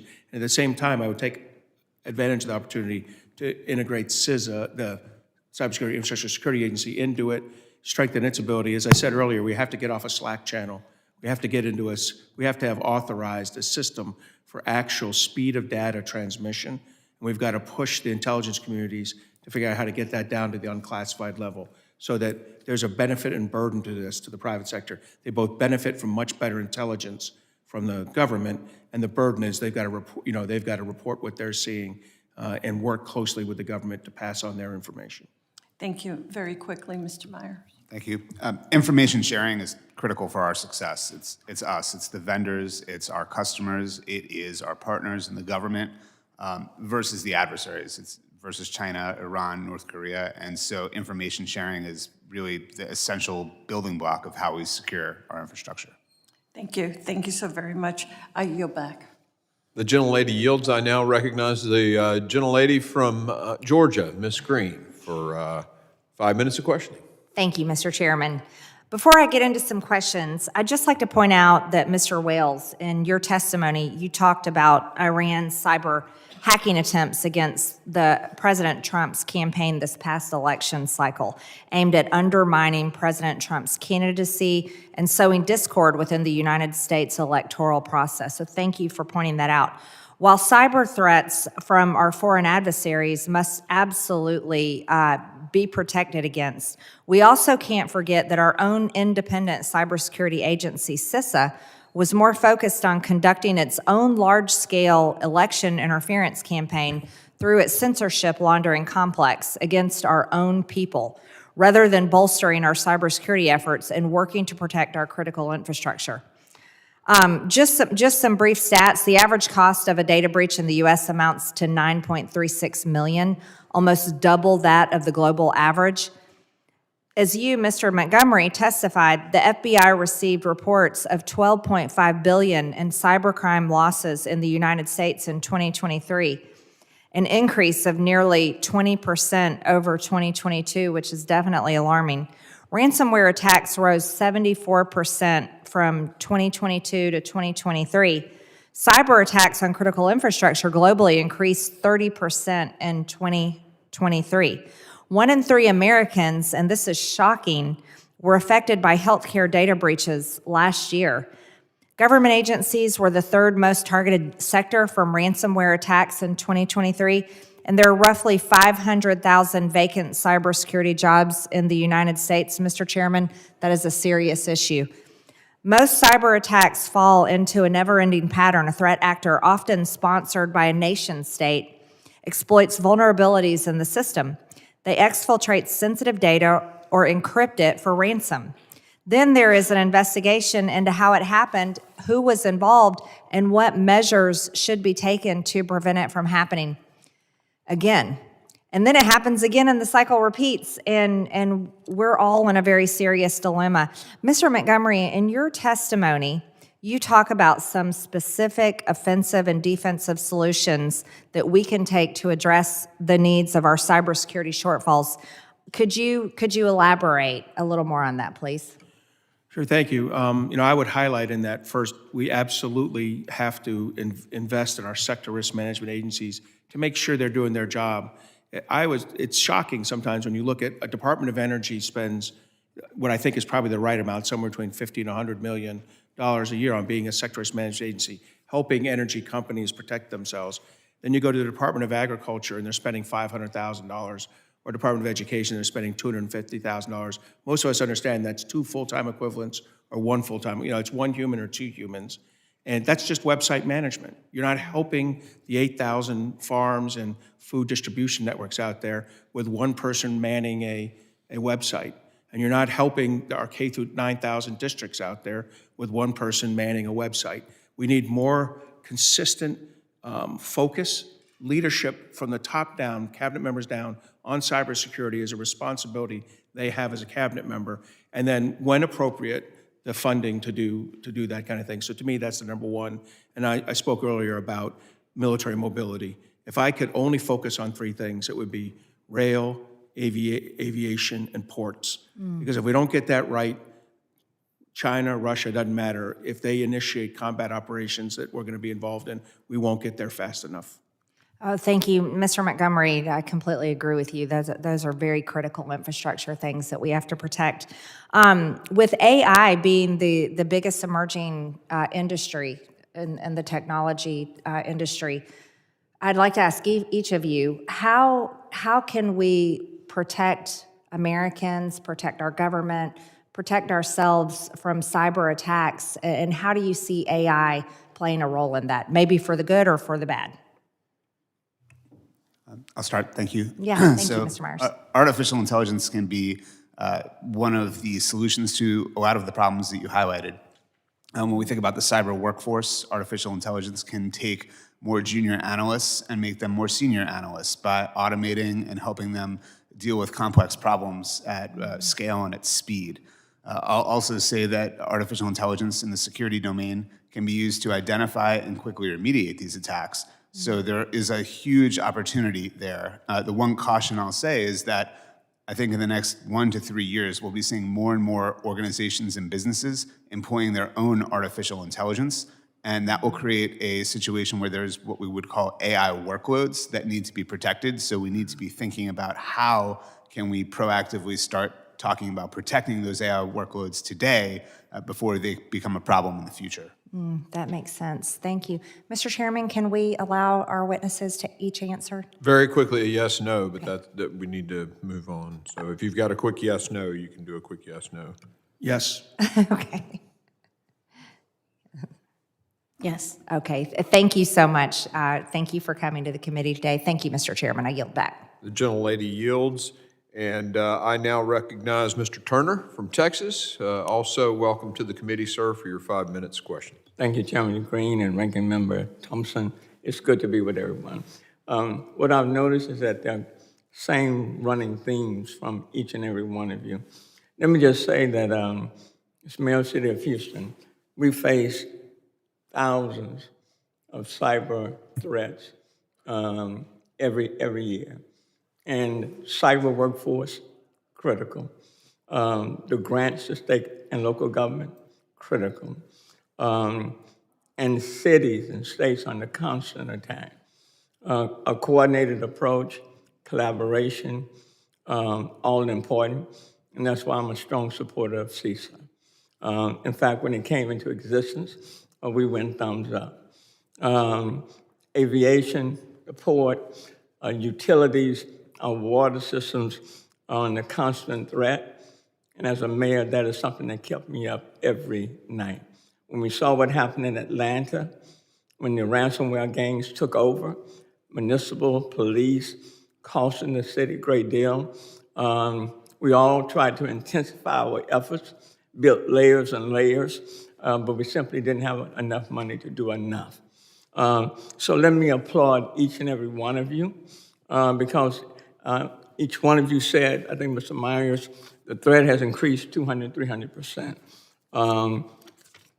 I think, Admiral, you indicated a persistent vulnerability that exists. Each one of you, same things over and over again. Let me just go directly to the Office of National Cybersecurity Director. Ms. Walden, during your time at ONCD, both as the Principal Deputy National Cyber Director and as acting National Cyber Director, you were part of the development of this new office.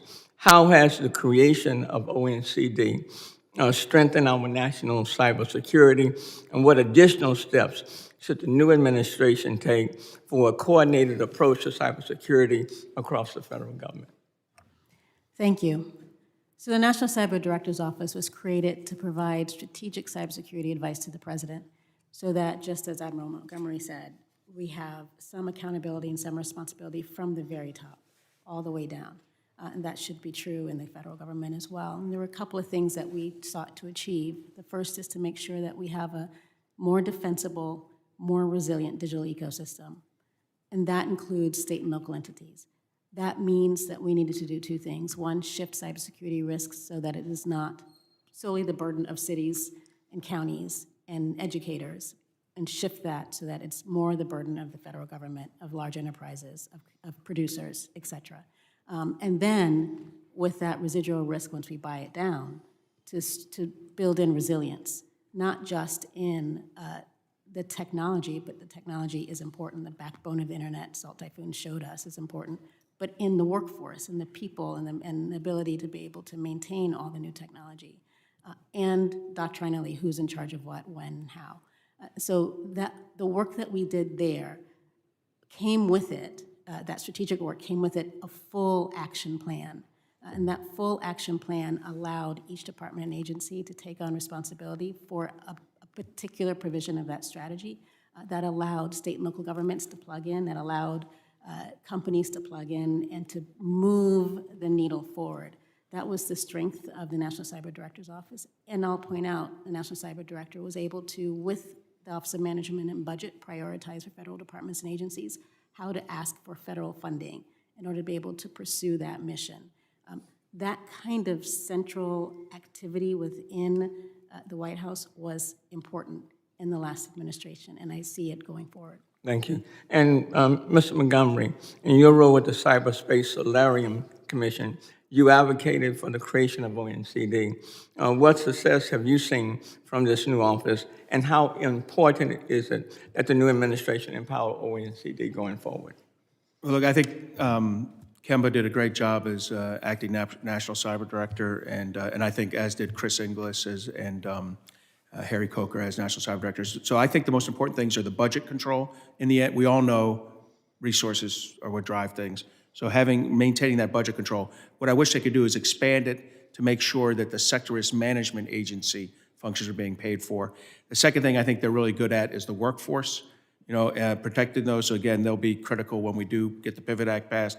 And the third thing I think they're most important for is getting this harmonization of regulation. We've got to reduce the regulation on our industries. And so I think if they're able to do all three of those things, the next administration's National Cyber Director will be successful. Thank you very much. I yield back. Gentleman yields. I now recognize Mr. Luttrell from Texas for his 5 minutes of questioning. Thank you, Mr. Chairman. Admiral, I've got a small nursing home that's located in one of my little small towns in my district, and they had a cyber attack. And we called in CISA. We started going through checking the boxes, and the FBI came in. And what ended up happening is when the FBI came on board and CISA were working in parallel with each other, it turned into a proverbial fist fight, who was in charge. And as this thing kind of inched along, the result was that the nursing home didn't get any results. And you mentioned earlier, if you follow the chain of command, there inevitably has to be one leader, one person in charge. And the net has been cast out very wide, given just kind of the proverbial threat when it comes to cyber risk, cyber threat, cyber attacks. Can you give me some refinement on the best course of action on how to decrease that problem set? First, thanks for bringing that up. And I think you highlight that rural healthcare right now and small healthcare facilities are probably the greatest risk we have in the utility area. And the reason I say that is that if they get a ransomware attack, most of them have about 5 or 6 weeks of float. That is, if they don't end the ransomware attack and fully recover their systems within 4, 5, 6 weeks, they could be out of business, and then the community loses its health care. So the first thing I'll tell you is HHS, Health and Human Services, has to do a much better job supporting these guys left of boom. And one of the things we're pushing hard there is like a fractional CISO program. What that means is, I guarantee that hospital that you're talking about or clinic could not afford a full-time CISO to prevent this ransomware and recover from it. Correct. What we need to do is have a program where they can access a pot of CISOs who come in, who've done ransomware hundreds of times, help that hospital get back on its feet and recover, not just pay the ransomware, that's the easy part. It's restructuring the systems. But you need specific CISOs to do that, but you can only afford about 10 days of that CISO, not 365 days of his or her $400,000 salary. So to do this, we need a virtual fractional CISO program for rural healthcare. So that's the first thing I do. That stuff you'd plan left of boom. Once the right, and you're asking me about the cluster that was right of boom. Yes, sir. That cluster right of boom has got, that starts with the White House. That starts with the National Security Memorandum that clearly states who's responsible and who's in charge. Now, a very localized one like that, it can be done by, there'll be some who have a better regional footprint, but a larger one, it's clearly to me, it's CISA. But you have to have a rule set for it, just like you and I had rule sets operating in the Navy. And with that kind of like structured command, I think we're going to continue to have failures like you saw. But I would say there's things we can do left of boom to prevent these from being the small business killing events that they are. Yeah, because that facility was networked. So not only did it touch them all, it took them to a knee. And thank you for that. Ms. Walden, I thought your opening statement was amazing, very point-driven, and I appreciate that. You were digital crimes unit, you oversaw digital crimes unit. Can you give me some background and flying information on exactly what that entailed? Because where I'm going with this is, we talk about Russia, China, Iran, North Korea, but make no mistake about it, there's some proverbial bad actors in the continental United States as well. And in my district, and I represent a small portion of Harris County, and sex trafficking is actually in Houston, sex trafficking is the #1 city in the country.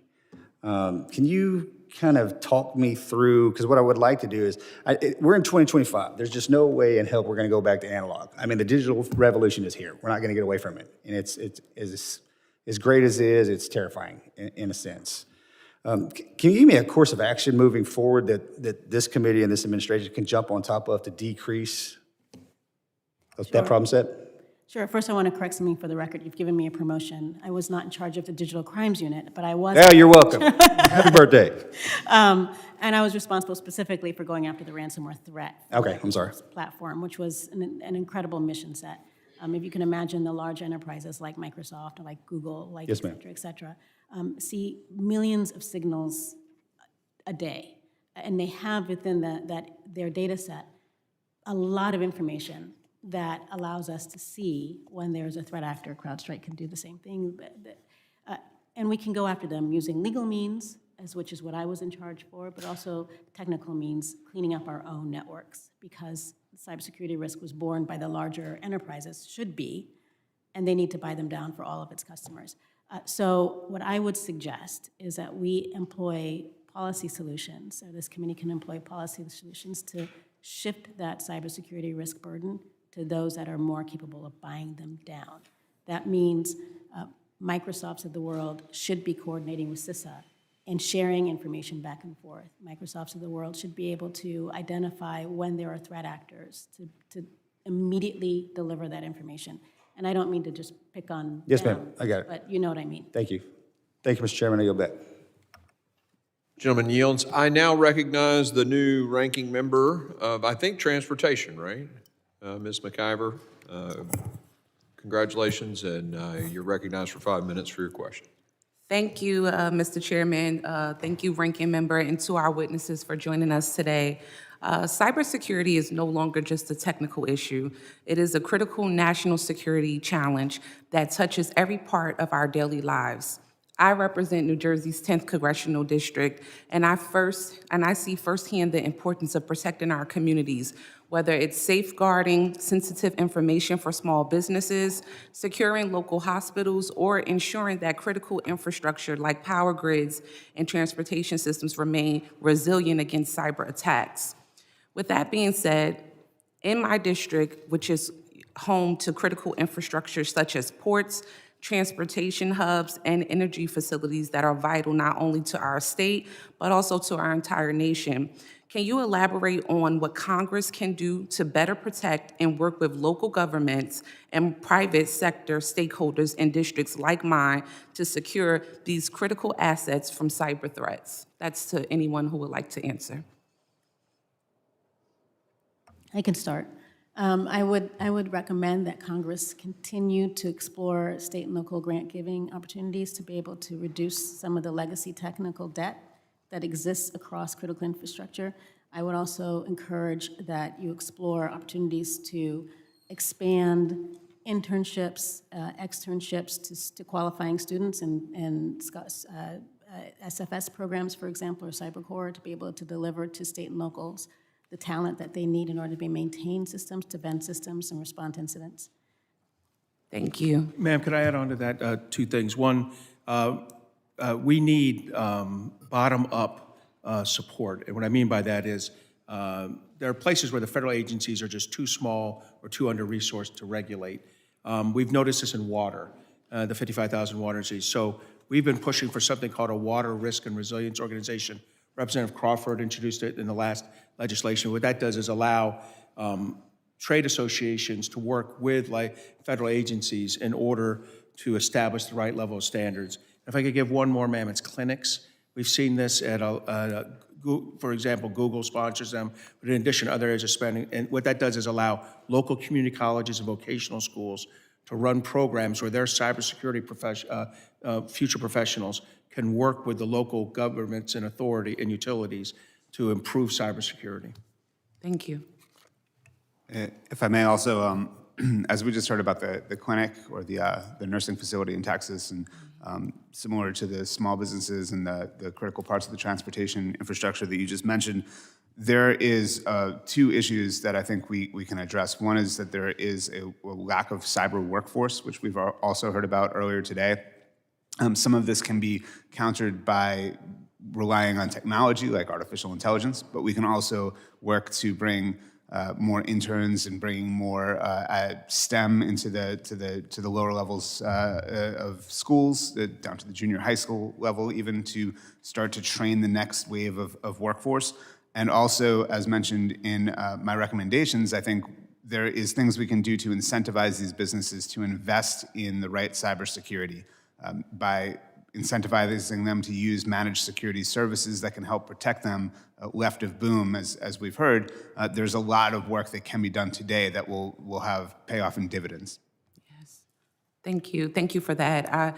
It's interesting that you brought up the idea about the talent, making sure that we have folks in the pipeline who are, trained in this field, especially as NJIT, which is a large, university in my district. They, have wonderful programs, and I'm sure would love to partner and collaborate anyway to make sure that we're pumping out, the future employees to be able to, work in this, field.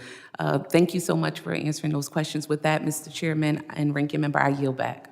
Thank you. The gentlewoman yields. I'd like to thank Chairman Green, Ranking Member Thompson, and our witnesses for being here today. I'd like to recognize myself for 5 minutes. As my colleagues have discussed the threats for our nation's security and how it has evolved over time, becoming more sophisticated and in many cases more dangerous. Most alarming is the ability of cyber adversaries to cause chaos without even stepping foot on American soil. We have seen reports of adversarial nations, state hackers such as China and North Korea working together to conduct ransomware attacks against global infrastructure. I saw it firsthand as the chairman of the Madison County Commission in Huntsville, Alabama, creating total chaos. And you think about a multi-million-dollar option that we ended up rebuilding our system more cost-effective than paying ransomware. Mr. Montgomery, are you concerned about the cooperation among cyber actors who use the same tactics? I am. I'm not as concerned about the axis of aggressors yet sharing tools with each other like we see with North Korea providing munitions or troops to to Russia and Ukraine. I am, though, worried that the sophisticated nation-state tools are becoming increasingly available to non-state actors and criminal actors, both in the United States and overseas. I mean, it's not lost on us that Russia's ransomware went down. Russia's ransomware attacks against the rest of the world went down for 3 months after the invasion of Ukraine, because those same ransomware criminals were actually nation-state actors and started to attack Ukraine instead of attack U.S. companies. That's since returned with a vengeance. But what it means is that the nation-state and the criminal actors share tools pretty effectively, and that makes it much tougher on our companies. Thank you. Although all cyber actors have their own objectives, there's one goal they share, and that's harming the United States of America. Mr. Montgomery, do you foresee the emergence of a cyber axis of evil? Why or why not? So as I just mentioned, I do think you're seeing it with the criminal actors starting to get tools that the nation-state actors have. Do I think over time they'll share? Yes. If you'd asked me as a military officer 10 years ago, would North Korea send troops to Ukraine? I'd have said no. Would North Korea give up 20 or 30% of its artillery to the Russians? No. The rules have changed. The axis of authoritarians are clearly operating in a much more integrated and aggressive way. It's only natural that this will eventually devolve down to cyber tools and cyber techniques and the sharing of of worst practices in that case. Nation-state actors appear to be undeterred from targeting us in cyberspace. Whether it's Iran hackers on water systems or PRC state-sponsored threats to critical infrastructure, it is time our national security advisor, you think about it, Mr. Waltz says, and I quote, start going on offense and start imposing higher cost and consequences, close quote. Given the severity and scope of these threats, is it clear that cybersecurity must be at the heart of our homeland security strategy? Yes. I think all four of us in our testimony said that cybersecurity is rapidly becoming the most significant threat to our homeland. And look, there's stiff competition there. Missile attacks, physical attacks, but cyber attacks are clear and present danger today to our industry, to our government, and to our military. Thank you. Mr. Wells, how can the United States better harness its cyber toolkit to go on offense? Sure. So U.S. has some amazing capabilities in this area. And I think what we have seen is it works best when it's done in tandem with defensive operations, where we see what the adversary is doing domestically, that information is fed into Cyber Command, and that allows them to target adversaries in a more precise way. It has worked best in places where Cyber Command is targeting, for example, ransomware operators. Because of the number of those attacks, we can quickly provide defensive operators can quickly provide them information on additional targets to go after. But we need to find ways to make sure that that integration is happening so that what they're learning overseas is being fed to defensive operators, and what defensive operators are learning here is being fed into offensive operations. Thank you. Thank you all. The gentleman from Tennessee is recognized for 5 minutes. Thank you, Mr. Chairman. Admiral Montgomery, you note that Iran, and specifically the Iranian Revolutionary Guard Corps, is aggressive in its cyber attacks of Israeli networks. They're also among the primary threats to our networks here. How robust is our cooperation with Israel to assist each other in protecting against this common enemy? Yeah, thanks for asking that, because Congress did pass an act directing increased and improved cybersecurity cooperation between the United States and Israel about 4 years ago, and we've seen significant improvements. I would say there's tiers of cooperation. Probably the top tier is the United States and the United Kingdom. Through Five Eyes, we have an extensive level, a very integrated level of cooperation, both in cyber and cryptographic intelligence sharing. But I'd put Israel very high on the list. I think we share threat information smoothly and fluidly. Tools that we see, that we detect, we share with each other. Again, probably not on the same level as the United States and United Kingdom, but very close. We have a common shared threat in Iran. Thankfully, the Israelis have done a lot to deter Iranian action over the last 6 months with their extensive strikes into Israel, into Iran, both kinetic and non-kinetic.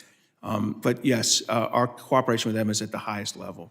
I was going to say, I think arguably Israel is in some ways our eyes and ears on the ground, and arguably the roughest neighborhood in the world. And so as you look at our relationship with the United Kingdom, what could or should we be doing with Israel to increase that partnership, understanding we have that common and shared enemy?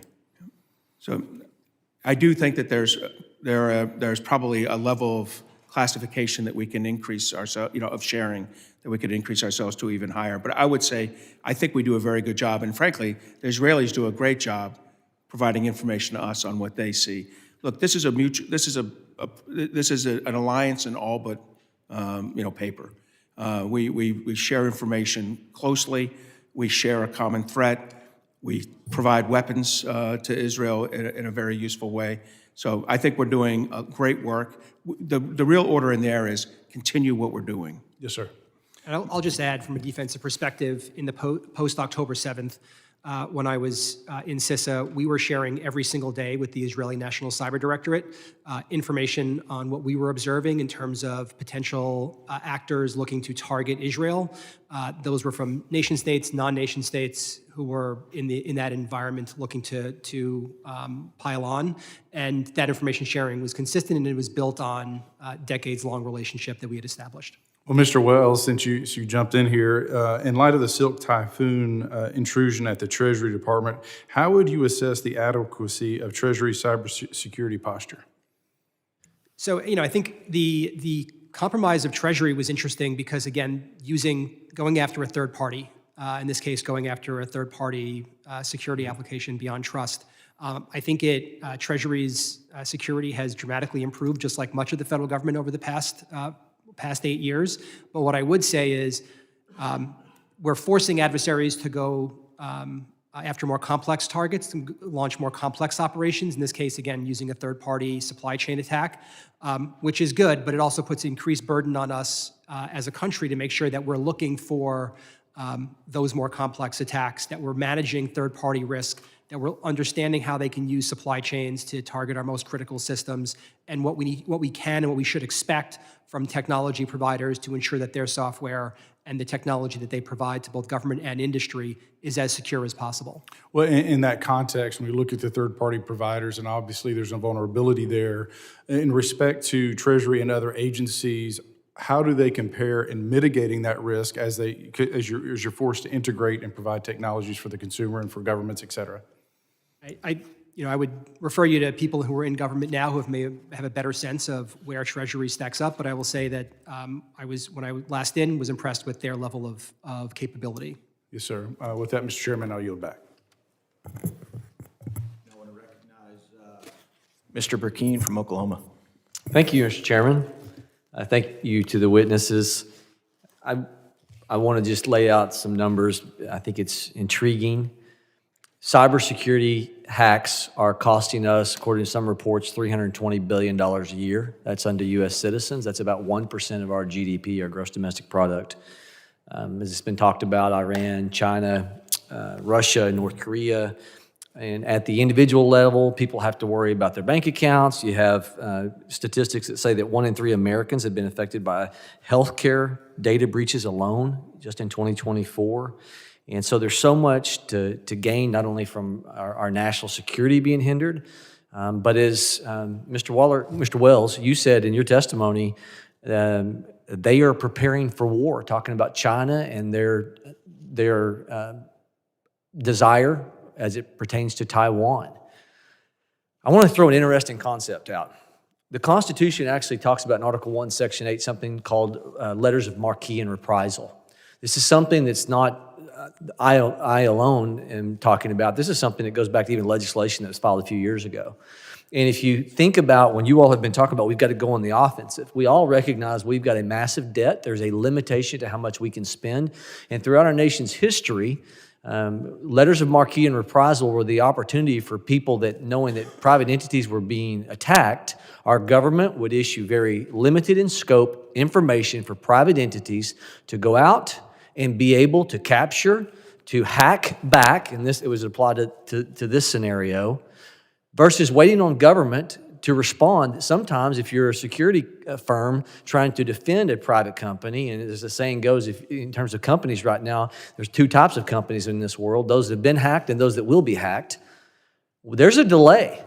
Why would we not empower the free market to hack back under very specified, regulated rules, constitutional in every manner, letters of marque and reprisal, go on the offense, and employ what we know are really intelligent people in the technology entity, and we make it hard for people to want to go after America. That they know that if they hack Americans under these very specific details, having to identify where the hack came from, that CISA could be involved with, we immediately hit back, and it is a great deterrent for aggression from foreign nations.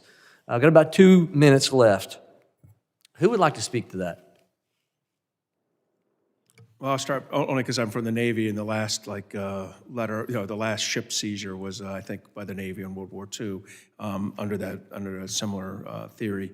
What I'll say is, I would prefer that we actually developed a cyber force that could do this, where we were robust enough. So I first have to acknowledge that the right long-term answer, just like it was with special forces after 9/11, was to grow our special forces to be the force we needed. In the short term, on occasion, you may need to use contractors to bridge yourself to that point, but I think the long-term preference is that we have military actors. Now, to get at your point, those military actors in a cyber force don't have to be wearing a uniform, and we don't have to recruit people that look like Chairman Crane looked like when he first joined the Navy. They can be a little overweight. They can have an unusual drug usage recently. I've got limited time, So I would say I would go for that. In the absence of that, we need to look at the use of contractor elements through this. I would not go to independent companies. All right, let me, because this has been cited. People say, well, that you would open up the Wild West. It's already the Wild West already. And somebody would say, well, you don't know what would happen if you did that. Don't you think that's what the founding era, when they issued letters of marque and reprisal, had to worry about, is somebody unintentionally that shouldn't be impacted? Of course they did. So for anybody that says there's a risk to this, you're right. But our founders knew on open waters there was the same amount of risk. The problem is, I contend, we're in a place where we think government is the solution to everything, and that's why we have a $36 trillion gross national debt. And we've got a limitation on fiscal resources. I love what you're saying. Some of you come from a government background, but maybe we don't need to just be looking at the status quo. Our founding fathers knew there were risks with this, but they put it in our Constitution, and they were brilliant. Anybody else want to talk about this? Agreeing with Mr. Montgomery here, I would caution that there is higher potential collateral damage as a result of uncoordinated. Can I interrupt you? Is there anybody who's willing to think outside the box on this? Not from a government background. Do you not think the founding fathers also thought this thing through and knew, it could be dangerous to empower privateers to go do this? But they did it. Think about Dunkirk. There's a time when government can't solve all your problems, and they hire or ask 800 boats to go help out. Dunkirk would have been a collapse absent utilizing the free market. I think I'm far enough outside the box recommending for a 7th Military Service, a cyber force, so I'm going to leave myself. I'm pushing pretty hard, but we've got to think outside the box, the limitation of federal expenditure. And with that, Mr. Chairman, I yield. Thank you. I now recognize myself for 5 minutes.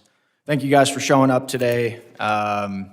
It's unfortunate that we don't have the FBI and anybody from Homeland Security here to testify before the committee. You guys have all discussed numerous attempts to, and even successfully, infiltrate by our adversaries to hack into our critical infrastructure. We've been talking about our healthcare system today, the power grid, water infrastructure, corporate infrastructure, federal agencies, etc. I know Director Wray of the FBI has even been up here in front of Congress testifying along these lines. I believe his quote was, "Chinese hackers are positioned on American infrastructure in preparation to wreak havoc and cause real-world harm to American citizens and communities if and when China decides the time has come to strike." One thing that my constituents often ask me is why is nobody in the federal government ever held accountable for their failures? And I want to point out that I believe it was you, Mr. Myers, from CrowdStrike. You actually appeared before this very committee in the last Congress and actually took accountability for some of your company's failures. Is that correct, sir? Yes, sir. Knowing that, and that's one of the things that the American people are so frustrated about with the federal government. Nobody ever gets accountable. Rarely does anybody take any ownership of their failures. Mr. Myers, do you think some of your counterparts from the federal government today should take some ownership of some of the failures that have led to many of our adversaries acquiring access to our critical infrastructure that we've been talking about today? Would you like to see that? I would like to see us move to a position where we're able to stop these things before they happen. Okay, so you don't want to see any accountability? Mr. Myers, you don't want to see any government officials maybe sitting on this panel today take some ownership? My role here is to... Gotcha, thank you. To that point, I want to give some of the other members on this panel the opportunity to take some ownership of some of the failures that have allowed the Chinese and others to hack into some of our critical infrastructure. Does anybody want to take any ownership since you guys have been doing this for a very long time? I'll start with you, Mr. Wells. So I would say that when I was in government, we were very clear about where we needed to make improvements, where there were failings, where we had not invested enough in the right areas, where we needed to make changes. I would say if I look back at, because I was acting director at the time, as the SolarWinds campaign had emerged, was discovered, we identified that the federal government for too long had overinvested in some areas of network security and underinvested in endpoint monitoring. Came to Congress and said, we need new authorities to do this, we need additional funding, here is how we fix these problems because we were not in the right place. And since then, we have made dramatic improvements in the overall level of security. So I think where we've needed to be honest about the lack of capability in certain areas that has allowed certain attacks to happen, we've been clear about that. Ms. Walden, how about you? I was part of the apparatus that created the Office of the National Cyber Director so that, in the famous words of Senator King, Congress would have one throat to choke when something went down. I think what Mr. Wales said was absolutely true. We made movements to make sure that we are all singing off the same sheet of music, playing the same soccer game, whatever analogy you want.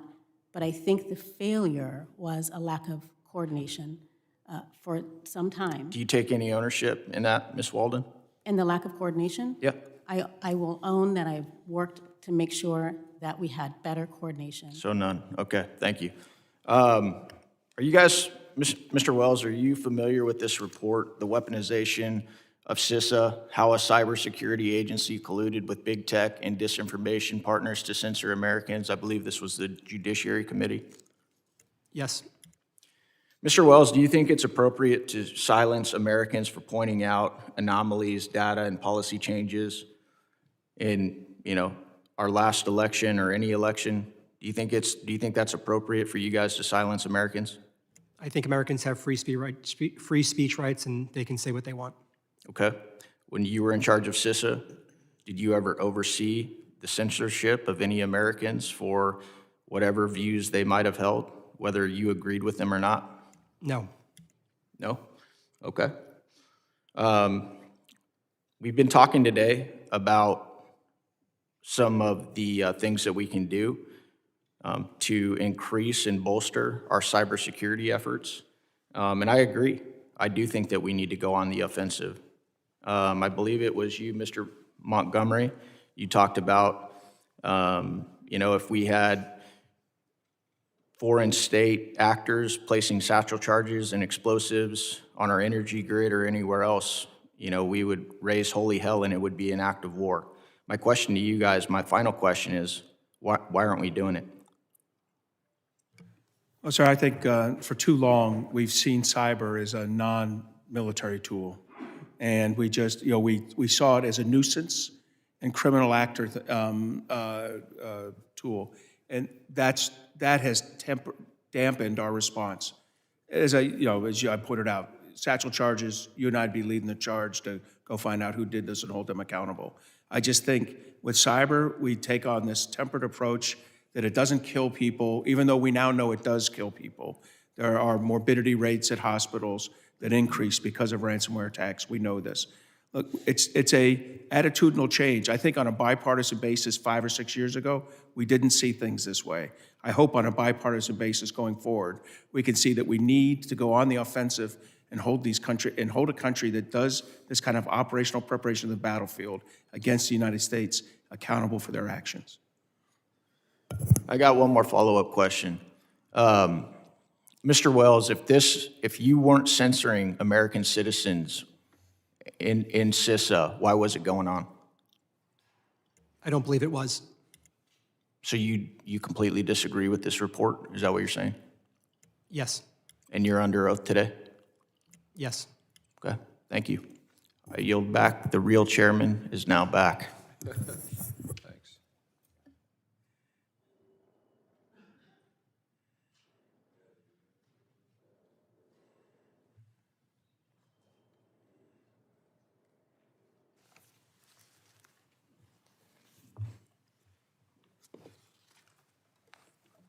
First, let me say thanks to the witnesses for being here.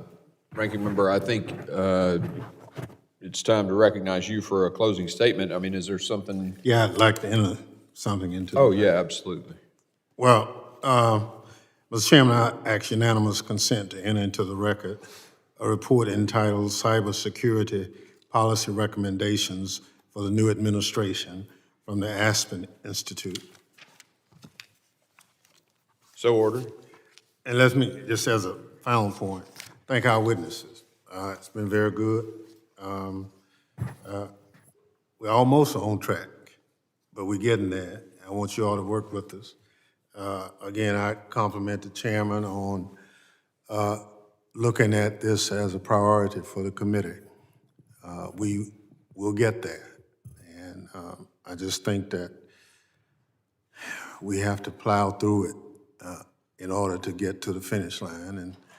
And we ask your indulgence, and if you have something that I think is of note for the committee to consider, I'd encourage you to share it with us. I yield back, Mr. Chairman. Thank you, Ranking Member, and thank you for your comments on just the bipartisan nature of this. It is really one team on this one because this is critically important. I want to thank the witnesses. All of you have been fantastic, pretty much echoing each other's comments, which that's a good slate of witnesses when that happens. I also want to thank the members for their thoughtful comments on both sides. I have stated my priorities on the cyber arena, and I want to, since this is our first hearing and because it's our first hearing on cyber, I want to restate those. You know, I think our greatest issue, our greatest threat to the country is the workforce shortage. And when we have 500,000 empty jobs, when the FBI director comes in front of our committee and testifies that if he took every single cyber person he had, put them on the China desk, he'd still be outnumbered 50-1, that circumstance can't continue. And that's why we'll be reintroducing the Pivot Act, and I really appreciate many of you have mentioned it, and if not by name, all of you have talked about it, the need for that. And then this harmonization of what's out there in the government. I think we're spending a lot of time, especially our private industry, and we all know that much of our infrastructure is managed by our private businesses. I think the Rear Admiral mentioned that specifically in his testimony. You know, we ask of our private businesses all these different things, and every agency publishes things, and oftentimes they contradict one another. And there's this compliance checklist and this compliance checklist, and they wind up spending all this time on compliance when they really should be spending time on cybersecurity. And so finding a way forward to harmonize the government regulations that are in this space, I think will free up a lot of energy and money to do cybersecurity. And I can give example after example, but we talked about the liability issue. I think, Ms. Walden, you brought that piece of it up.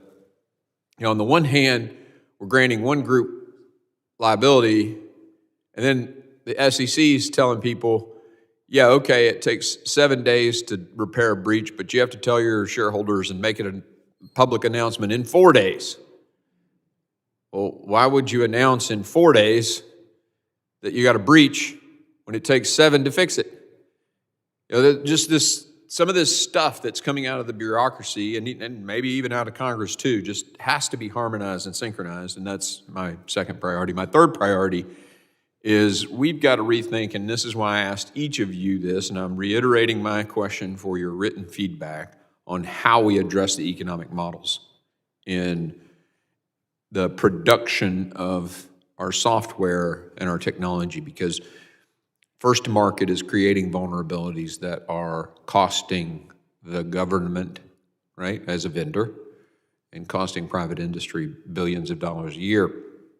And we have to get to a place, I don't know if it's certification, I don't know, there are multiple courses of action here.